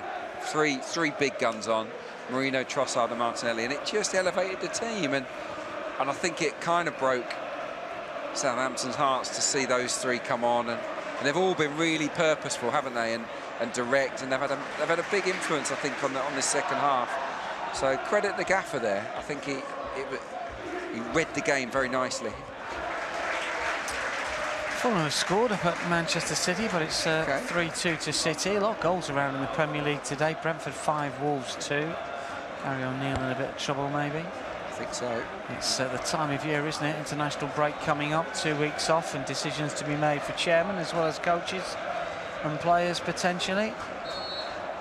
Yeah, I'd be nervous if I was Gary O'Neill. Possibly a big win for Leicester, 1-0 up against Bournemouth. So, but yeah, look, we wouldn't mind a late equaliser by Fulham. They're a tough team to play. Yeah, they're a good team. Started well, haven't they? Can Arsenal grab a fourth here? Awkward header from Howard Bellis. Or is it Bednarek, I beg your pardon? Howard Bellis battles for it. Well done, Kai Havertz. Kai Havertz has done brilliantly, shows real strength, and then Martinelli finds Mikel Merino, shuffles it sideways for Rice. There's great energy and endeavour here from this team, isn't there? Well, Merino's been described as, was it a dual monster? I mean, Kai Havertz has got he's a dual monster, isn't he? He's a proper... Wins so many. He's a beast. He's a dual beast. That's what I'm going to label him. Because he's a fighter. And when he first come here, I think the word that Kai Havertz when he first joined was timid. Yeah, timid lightweight. Yeah, you know. He's the opposite of that now, and I Martinelli, love it. flag has stayed down, coming forward. Up against Kyle Walker-Peters, still has it inside the penalty area, taps it for Trossard, not the best of balls, cleared behind for a corner. Yeah, it's been really good, Martinelli, since he came on, as has Trossard. I think that's a good compliment. In the absence of Ødegaard, you can definitely put Trossard in at that position. Keep Martinelli, Martinelli has outshone Sterling today. I think you've seen maybe a little bit more penetration from Martinelli. Scored the goal, of course, but Sterling was non-stop. He didn't stop trying, but he wasn't able to penetrate this Southampton rear guard in the way that Martinelli has since he came on. Maybe he softened them up a little bit. That's very true. I mean, I think there's that familiarity. You know, we all know how Martinelli plays, and Sterling is a little bit different. You know, popped up into slightly different areas. You'll see him a bit more centrally inside the penalty area. In comes the delivery from Declan Rice towards the back post, nodded wide. It was Saliba, I think, was it? Or Gabriel, couldn't quite see either way. It doesn't quite hit the target.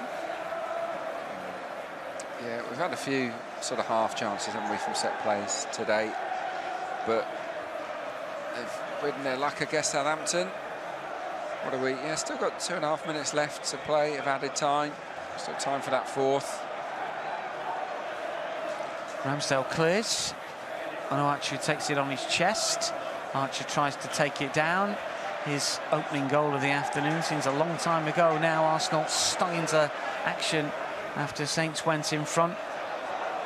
Armstrong does well to slide in and win it back. Martinelli waited for the ball a little bit there. We'll forgive him that.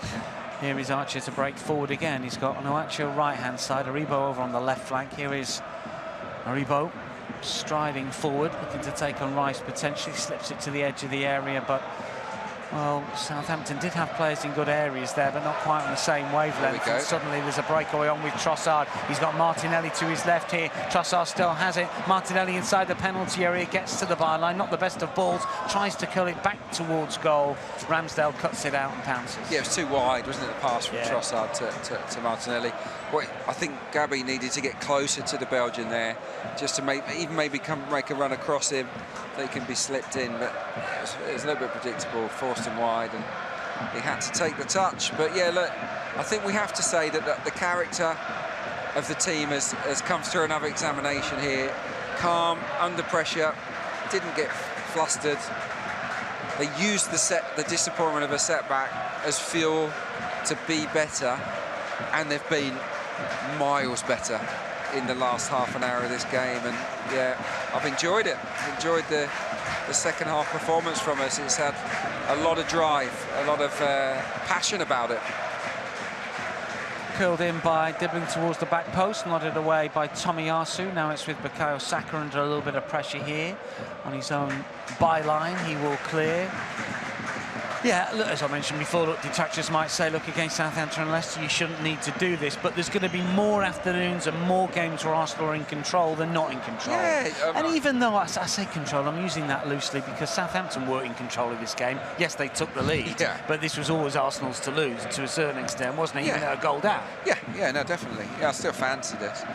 No, we're going to see off a lot of teams 3 or 4-0 here, but the last 2 games have presented different opportunities or different types of scenarios, and we have rallied exceptionally well in those situations. Yeah, look, and people talk about the games where Arsenal dropped points and shouldn't have done last season, and the one that will always stand out for me is West Ham. Yeah. Because Arsenal were the better team and had an awful lot of chances in that game, and didn't beat West Ham. And okay, West Ham are a little bit better than Southampton and Leicester, but Arsenal are finding a way. Yeah. I mean, yes, they found a way in other games last season, but the West Ham game always sticks in my mind, and the Villa game was a very different game, and even the Fulham away was, Fulham away was a no-show. Yeah. That was a poor performance, but you can count them on one hand in the last season and a bit from Arsenal. Yeah, we've been very, very consistent, and Fulham at home last year, I think we had poor starts in a lot of games where we were playing real catch-up. We seem to have eliminated that. Well, we've had the 9 minutes of added on time. Arsenal haven't managed to add to the scoreline. Mikel Arteta and Russell Martin below us embrace. It's been a good workout in the second half for lots of different reasons.